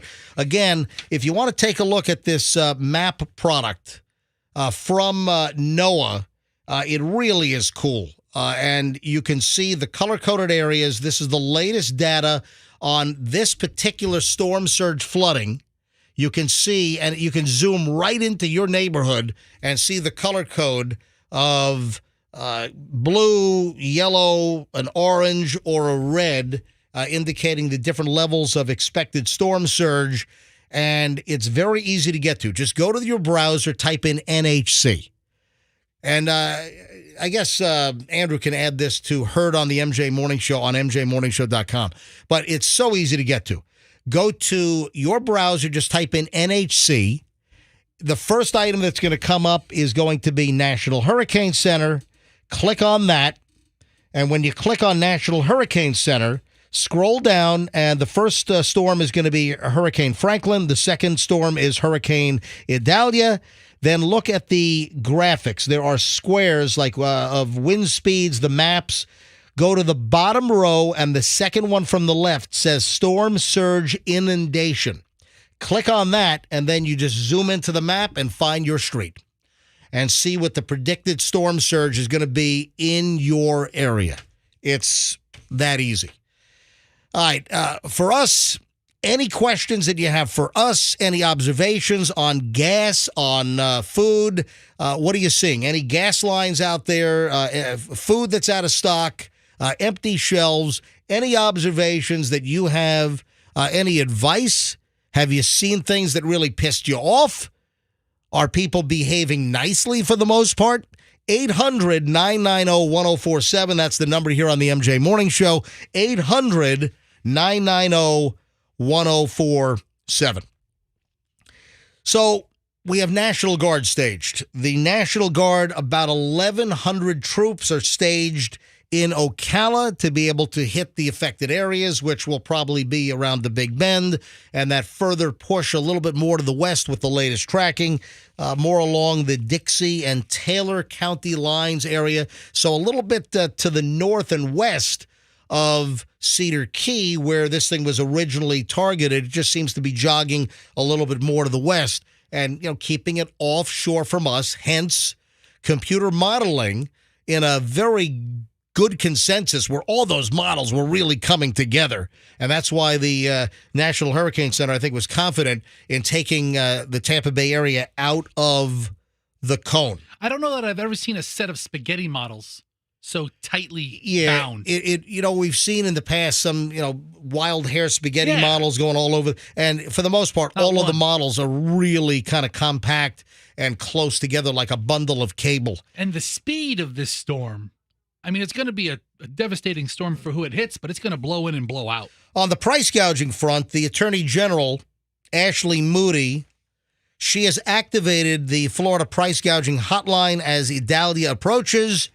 The order follows Governor Ron DeSantis' state of emergency declaration covering 33 counties originally. He added 13 additional counties yesterday, so we're up to, I think, 46 counties now. Florida's price gouging law only applies to items and services essential for use during the storm, including getting ready for or recovering from the storm within the areas of the declared state of emergency.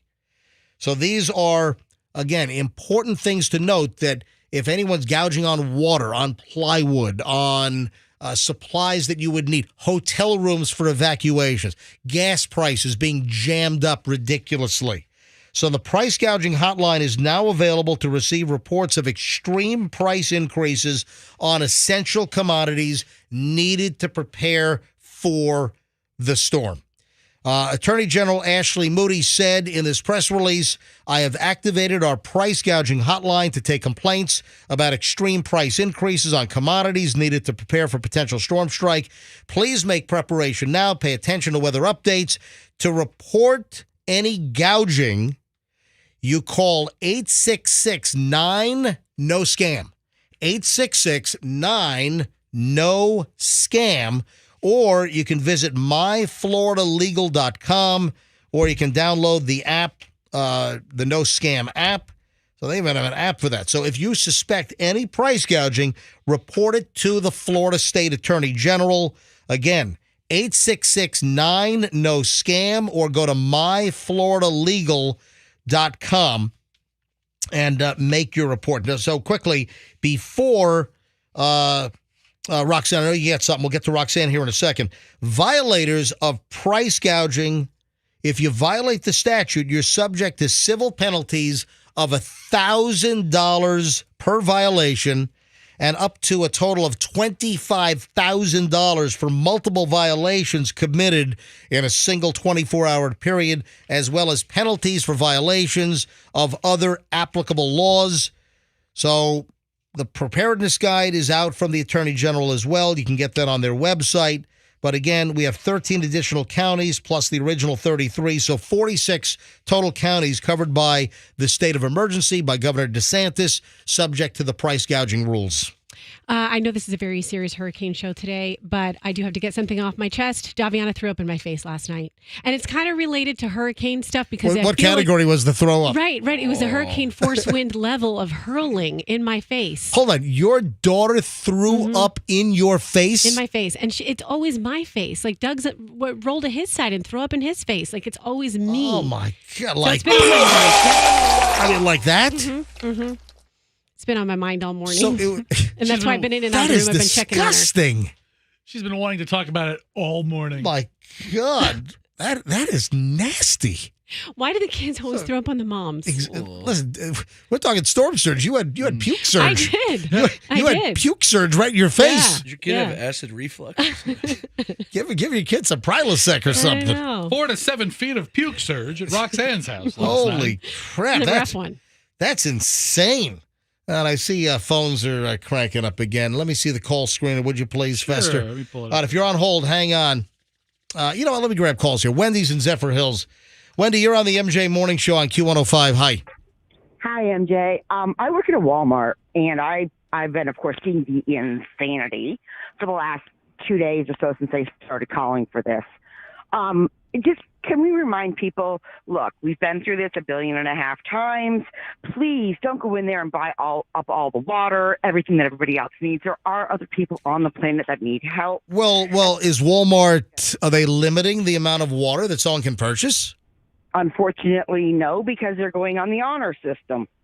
No, but you can obviously monitor at checkout, how many cases of water people are getting. Yeah, I was doing pretty. They were doing pretty good. I think the most I saw at mine, anyways, was 3. So people are being, they're being a little bit more realistic. Yeah, 3 cases of water is not bad, but I've seen stores that say limit 2 cases, 5 cases. Right. Like Costco and Sam's, I believe, will limit. Your manager ought to come up with a limit that puts signs on the shelves, limit 3 cases or 5 cases of water per customer or something to that effect. Yeah, but the biggest thing is I went to get gas last night. They were completely sold out of gas in our area. This is in Zephyr Hills? Where in Zephyr Hills? At our Walmart in Zephyr Hills, at our Walmart Murphy gas station. There was a couple of other places that were low too, and I just drove by one here down near the Hudson area where it has they're out of gas too. But I talked to the lady that worked at our little gas station, and she said one guy came in with I think 3 or 5 50-gallon or 55-gallon barrels, filled up 2 5-gallon ones. Yeah, I filled up. I got 41 gallons of gas in my gas cans on early Monday morning. So early Monday morning, 1:30 in the morning. Keep in mind I got to do a 6 a.m. morning show. We got off our Boston flight, taking the kids back to school. We got off our flight, landed at Tampa International at 11:36 or so. I found myself at home doing some prep. Then I'm like, you know what? I don't want to deal with gas lines potentially. So I went to a Wawa at 1:30 in the morning, and I filled up, what I have. I had 8 5-gallon cans at 5 gallons apiece, and then I had a little 1-gallon can. So I filled up 41 gallons of gas because I've got a nice new generator in the box. And the reason why I got the gas is I have a nice new generator in case we lose power. During Irma in 2017, we lost power at my South Tampa home for 5 days. We were out for 5 freaking days. So I'm getting enough gas for the generator. And guess what? If I don't use the gas by the end of October, hopefully this is our only brush with this crap this season, hopefully, then I just pour the gas in the car, There you go. Makes sense. But yeah, the guy was being extreme. I'm sorry. 5 55-gallon gas cans? Yeah, that's too much. 55-gallon drums and filling the. First of all, how is he securing these things? he brought in a big old one of them dually trucks with a huge trailer on the back. Were they strapped down? Hopefully. Yeah, they were strapped. Yeah, they were. I don't need a gas bomb flying out on the road at 55 miles an hour. Oh yeah. He said his reasoning was, well, I'm trying to help my neighbors in my area. Yeah, I'm going to sell gas for $25 a gallon. Hey, thanks, Wendy. Thanks for listening. Thanks. Bye. All right, have a good one. Let's grab Nick in Tampa. Oh, and I got to give the trip a day out. So, hey, folks, some hurricanes, Adalia is not going to screw with the trip a day. So I'm going to give you the song to listen for in just a minute here. Nick, quickly, you're on the MJ Morning Show. Hi. Hey, guys. I own a pool company. I was just going to give you some do's and don'ts regarding pools. Oh, that's a good idea. Thank you. Go ahead. True. A lot of people like to drain it. Do not drain your pool. There's this thing that happens. If you drain too much of the water out and there's too much in the earth, it'll pop your pool out of the ground. Oh, yeah. I've heard about that. Do not drain your pool, and make sure your equipment is off. If we get flooding and water gets into your pump, that's a $3,000-$4,000 job you're going to have to pay for. All right. So turn the power to the pump off. And that's about it. Do not throw any furniture in the Yeah, we went over this yesterday, but this is a good reiteration, is people are inclined, throw your pool furniture in the pool. Go ahead, Nick. Tell people why not. People don't realize there's a lot of metals in the furniture outside. You got screws and all that. That's all going to get in your pool. It's going to stain your your pool finish, it's just really bad for your pool. You need to keep it out. There we go. Sound advice. Nick, the pool guy. Thank you, Nick. Yep. Thanks for listening. Appreciate it. All right. The Trip a Day song, the MJ Trip a Day song today is going to be Like a Prayer by Madonna. So Like a Prayer, Madonna, that's going to play guaranteed before 6 o'clock today. Come on. What? Like a prayer the day a hurricane comes? Oh, yeah. Well, listen, it could be Rock You Like a Hurricane, but it's not. I mean, I'm glad it's not like riding the storm out.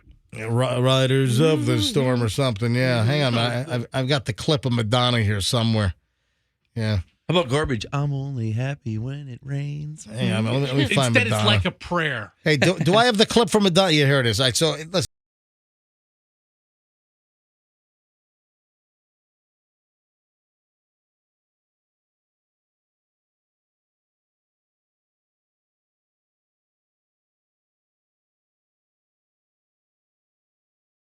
Be the seventh caller, 800-990-1047. It's going to happen before 6 o'clock. And when you hear it, be caller 7 and win the 3-day staycation at Captain Hiram's Resort in Sebastian. How about that? So good luck from the MJ Morning Show here on Q105. I'm just hoping that my power doesn't go out. I'm hoping that we're far enough away from sustained winds that we're not going to have trees hitting power lines in my neighborhood, because I just don't want to hear the... And, of course, when the power goes out, it sounds just like that. That's a... There's a mini audience in your house? Yeah, and, who's in the background sighing? Oh. Yeah, there's people are very upset. That's the neighborhood, very upset. You hear them? As soon they're going, as soon as the power goes out. So hopefully we don't have any kind of a power dropout in anywhere. Hopefully, but you know what? It's gonna happen. It's gonna happen. Yeah, around. power is gonna be out in scattered locations around the Tampa Bay area. Tico and Duke and all the power companies, they're going to be, FP&L or whatever they are, the Withlacoochee Power Cooperative. Everyone's going to be ready to, turn the power back on when it's safe and fix any line. And then also you've got power companies from all over the Southeast that are going to be helping get the power back on. They are. The most impacted areas are going to be around the Big Bend. And of course, Roxanne is turned on by the fleets and convoys of power trucks. People keep reminding me of that on the power lines. Yeah. On the text line. Wow, Roxanne, you don't even know what the text line is called. So, Roxanne, are you hoping that at your house it goes and the power goes out so you can have the power company fix the lines on your street? Is that it? It's just a good feeling when you see those big trucks rolling. All right, folks, final words. I've got a lot to go through. So what you can expect, when you can expect it. We have a lot of items to go over in the final chunk of the MJ Morning Show next here on this Tuesday as we prepare for the arrival, offshore albeit, of Hurricane Adalia. But again, overnight hours, going to be dark, middle of the night, and that's when we're going to have the bulk of the effects, which kind of sucks in the middle of the night. But hold on, a lot to cover in the final chunk of the MJ Morning Show next here on Q105. Stand by.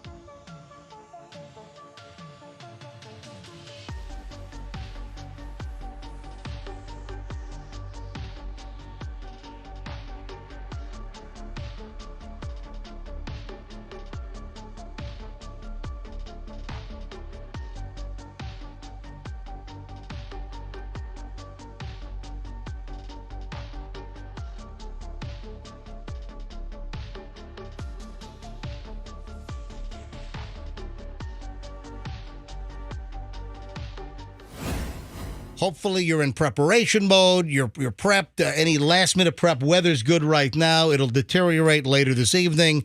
Again, at 8 o'clock or so, we're going to start seeing the rain bands get heavier, the winds pick up. But the bulk of this event is going to be overnight hours. Schools obviously closed today and tomorrow. Airports are shut down. Tampa International Airport, their total operation shut down at 9 a.m. So the airport shut down for commercial incoming flights at midnight.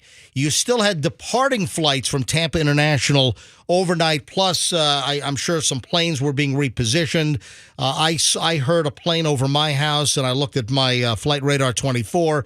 I saw about 1:30, 1:45 this morning. I saw Southwest from Tampa to Nashville. So that, I don't know whether there were passengers or that was just a repositioning, but I saw some Frontier flights moving out after midnight. So the last traffic to get out of Tampa International, there were a couple of FedEx planes on the ramp. So FedEx pulled out the last planes were flown out this morning. So there should be nothing on the ground. There should be no planes on the ground right now at Tampa International Airport. I don't know about PIE, St. Pete Clearwater. They're closed as well, but I would imagine that all the planes are off the ground out of these airports. But Tampa International commercial incoming was shut down at midnight last night. Flights did get out after midnight. They're all gone. All the commercial traffic is out. And then FedEx had a couple of planes. They're gone now. And then they'll resume. I would assume that regular activity is going to resume tomorrow. I would guess, I'm going to guess tomorrow afternoon. Yeah, midday. Yeah, I would say Tampa International Airport will open back up, midday. But it's going to take a day or so for air traffic to get back to normal because the airlines have to schedule these flights again, and they're obviously in a fluid situation, waiting for Tampa International Airport to tell the airlines, okay, green light, you're able to bring passengers on commercial flights back into Tampa International. I got a couple of email messages from eBay telling me the packages that I'm expecting both today and tomorrow will not be here until Friday or Saturday. Yeah, I think that's probably a safe bet.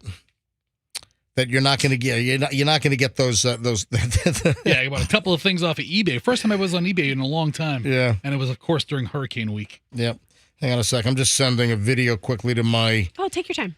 Yeah, we got nothing but time. Yeah. No, listen. The show's not over in 10 minutes or anything. Yeah, I'm sending a video to my neighbor group. We've got a whole text group in the neighborhood. Oh my God. So I'm sending. I just shot a video during the commercial break of how to find that surge map. You should do an Instagram live after the show, MJ, and show everyone how to do that and put that on your account that has thousands and thousands of followers, that almost every one of them is going to be in the storm. Yeah, so I'll do an Instagram live. How about that? How about that? Right when we end the show, I'll do it. Folks, if you're not following me on Instagram, give me a follow. Hurricane MJ. No, it's Certified MJ Radio. Certified Hurricane MJ. No, there's no hurricane. It should be hurricane. All right, my Instagram, give me a follow. Tropical Storm Todd. Stop it! Jeez. Tropical Storm Todd has a ring to it. Weather disturbance. All right, I am Certified MJ Radio. Certified MJ Radio. All right, so just some final thoughts in the final chunk of the MJ Morning Show here. We've got a flood watch until 8 a.m. Thursday morning. So keep in mind, flood watch for the Bay Area until 8 a.m. Thursday morning. Rain bands and wind late this afternoon into early evening, about 8 o'clock or so for the immediate Bay Area. We're probably going to see the conditions deteriorate. So Sarasota, 8 p.m., Pinellas County, Hillsborough, closer to 9 p.m. tonight is when you're going to start seeing things. And then the bulk of the activity, whatever heavy winds and storm surge we're going to see, going to happen in the overnight hours when it's dark. So remember, hurricane warning for the entire Bay Area. Sarasota is in a hurricane watch. We're projecting, a Cat 3. Dennis Phillips a short time ago said he wouldn't be surprised if it possibly reached Cat 4 status. But this storm is going to kind of be in and out, like a fast food burger chain. It's really moving quickly. It's going to move quick, and it's going to accelerate. So they think this thing could pick up forward speed of, up to 18 miles an hour. So as it rolls past our latitude, we could see this thing, moving fairly quickly. Let's get this, this booger out of here as quickly as we possibly can. Some of the worst damage, MJ, could be on the other side as it leaves the state, Jacksonville, with that water it's going damage. to cross over there. So, listen, by tomorrow, this thing's over, the Georgia coast. So, this thing is going to roll over like Savannah, Georgia, is where it's headed. Really hitting the least populated portion of the state. Well, in Dixie County, Levy County, one of the lesser populated counties. Yes, that is true. But listen, power is going to go out in certain areas. Hopefully, the bulk of the power stays on in the Tampa Bay area, but power is going to fail in some places. So it's going to be a rough overnight for some. Not as rough as it could have been with the storm pushing a little further offshore. Let's hope it continues to track further offshore. The further away, then the least effects it's going to happen. For us. But tropical storm force winds should arrive around 8 to 9 o'clock tonight, and then the worst of the winds between 2 and 6 o'clock tomorrow morning. And that's where we're going to see about 9 to 10 a.m. landfall, Dixie, Taylor County line, so further north and west of Cedar Key, where originally it was expected. But listen, no major sustained hurricane force winds predicted for the Tampa Bay area. Will you have some gusts along the coast to hurricane strength? Possibly, but we're talking gusts. But storm surge is the big concern. Storm surge on the water, near the water. If you can see the water, then you ought to be worried about storm surge. We're talking Gulf of Mexico and we're talking Tampa Bay and Tampa Bay area waters. So heads up, if you're in an area that is flood prone, or if you have surge issues, or go to the map. There is the surge map, which Dennis told us about. It's an experimental product. It's been out for a couple of years. It's from NOAA. Go to your browser, just type in NHC for National Hurricane Center. Just go to your browser, type in NHC. The first thing that comes up is National Hurricane Center. Click on that. Scroll down, you'll see one big map showing the current storms. The next scroll, you're going to see Hurricane Franklin. Past that, the next one is Hurricane Adalia. Click on that. Go to the bottom row of graphics, and you'll see storm surge inundation. It's the second square on the bottom row. Storm surge inundation. Click on that, and then zoom into your neighborhood. Zoom into your street on this map. And then look at the color-coded key to see what kind of storm surge you could expect with this particular storm. But listen, if you're prone, but if you want to take a look at this map and what's projected, go ahead. Obviously, it's a pretty cool thing. Pasco west of 19, Pinellas west of alternate 19, Hernando west of 19. You got some big surge potential, obviously. Tampa Bay, South Tampa, Apollo Beach, along those areas. Inside Coffee Pot, Old Northeast, those areas. Shore Acres. Shore Acres is another example. Listen, all those areas along Tampa Bay, Old Hillsborough Bay, what you need to, have a heads up on. Surge height, again, just so you know, the surge height is the height above the expected tide level. So whatever your tide level is, the surge is the measurement above what the tide is. So you can do a little estimation there. Rainfall, as we discussed, you could see 3 to 5 inches over a good chunk of the Tampa Bay area.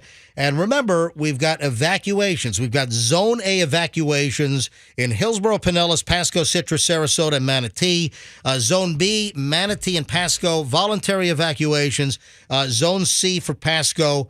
Hernando, you got a mandatory evacuation west of 19. Of course, all the schools are closed today and tomorrow. As we went over, airport closed last night at midnight. Last flights got out in the overnight hours or repositioning of assets. And PIE is also closed down. 46 total counties under emergency declaration right now. Do not price gouge. Do not gouge with the emergency declaration, or else you will be fined, and you're going to get a $1,000 fine per offense, and it could be up to $25,000 a day. All tolls on the West Coast here in Florida suspended. So all the tolls are shut down, the Skyway, the Leroy, the Vet X, the Polk Parkway. So all of did they? I'm sure they turned off Polk Parkway. I'm sure they did. I'm sure they did. Yeah. All right. So all of the tolls, the Vet, the Suncoast, all the tolls are shut off right now during this emergency. So, hey, bottom line, pay attention to the good sources. Don't watch, crappy bad sources. You got a lot of, Yahoo idiots on social media. Make sure you're following a good source, for your information. We're getting a scroll. The National Weather Service has issued a flood warning for Hillsborough beginning at 9:33 a.m. and ending at 11:33 p.m. So we got a Hillsborough flood warning, which just came out from the National Weather Service. Seems a little premature, right? Start it now. Seems a little early, but again, we're going to have potential flooding here in the Tampa Bay area. And then, listen, the inland areas, Polk County, inland areas, you're going to be just fine on this one. According to Dennis Phillips. So not a lot of issues. Polk County for once, and inland areas not going to be terrible. Anything, Roxanne? Yeah, going back to tolls, looks like they don't even resume until September 5th. So we get a little toll break here. September, really? That's what I'm reading. Oh, wow. Look at that. How about that? Plenty of time to go for a nice drive this Labor Day weekend. Yeah. No tolls. I have an important question. Yes, Froggy. Is the show going to be normal tomorrow? No, tomorrow's probably going to be hurricane aftermath. Why don't you have Hal Herman reporting live from some canal? Actually, I'll talk to Hal about that. No, let's. Hal has his favorite canal. He calls it a cahal. A cahal? All right, so folks, that's going to do it for us. Hopefully, you've learned a thing or two. Listen, hurricane aftermath probably tomorrow. Yeah. Tomorrow's going to be hurricane aftermath, and then we'll probably resume normal operations on Thursday here on the MJ Morning Show. Look, pending how the weather goes tonight, I don't know who's going to be here tomorrow. It might just be you. It might be. Just if you're going to sleep here. If you're going to sleep here, you might be alone. Unless Andrew comes and you two can be cuddle buddies or something. Which is I'm going to be the only one here. You guys aren't going to come in to sleep overnight. Bring a sleeping bag and a pillow and come in later tonight. Don't pay me enough for that. Listen, my contract negotiation has to get to a second paragraph if they want that to happen. I have night blindness a little bit, so I drive to work just fine because I do it every day, so I'm used to it. Night blindness. Night blindness. Right, so are you guys setting me up? Tomorrow in the rain, the night blindness and the rain. Oh, great. It's too So much. you guys are all setting me up that Be here in the you're day. not going to be here, right? Fester, Froggy, Roxanne, you guys aren't going to be here. I mean, You guys are setting me up right now. I'm going to be all alone during doing hurricane aftermath. like you were today. Yeah, how would today's show have been different? But also, here's the deal. We're going to go on early tomorrow. We're not going to wait till 6 a.m. Yeah, we're gonna go on early tomorrow. What, 4:45? You want us to work earlier? Maybe. I was planning on being on the air by 5 at the latest. Good luck with that. It's a good post-show meeting. We're going to iron out these details Can right I, now. Froggy? Froggy, can I get you to put your heart into this, please? My heart is into other things. Yeah, listen. Like wrestling. Yeah. My heart's for sale, and it's not in this. Video games. All right. Anyway, listen, folks, I'm dedicated, all right? All right. I will be here, hopefully. And we'll all see you Thursday.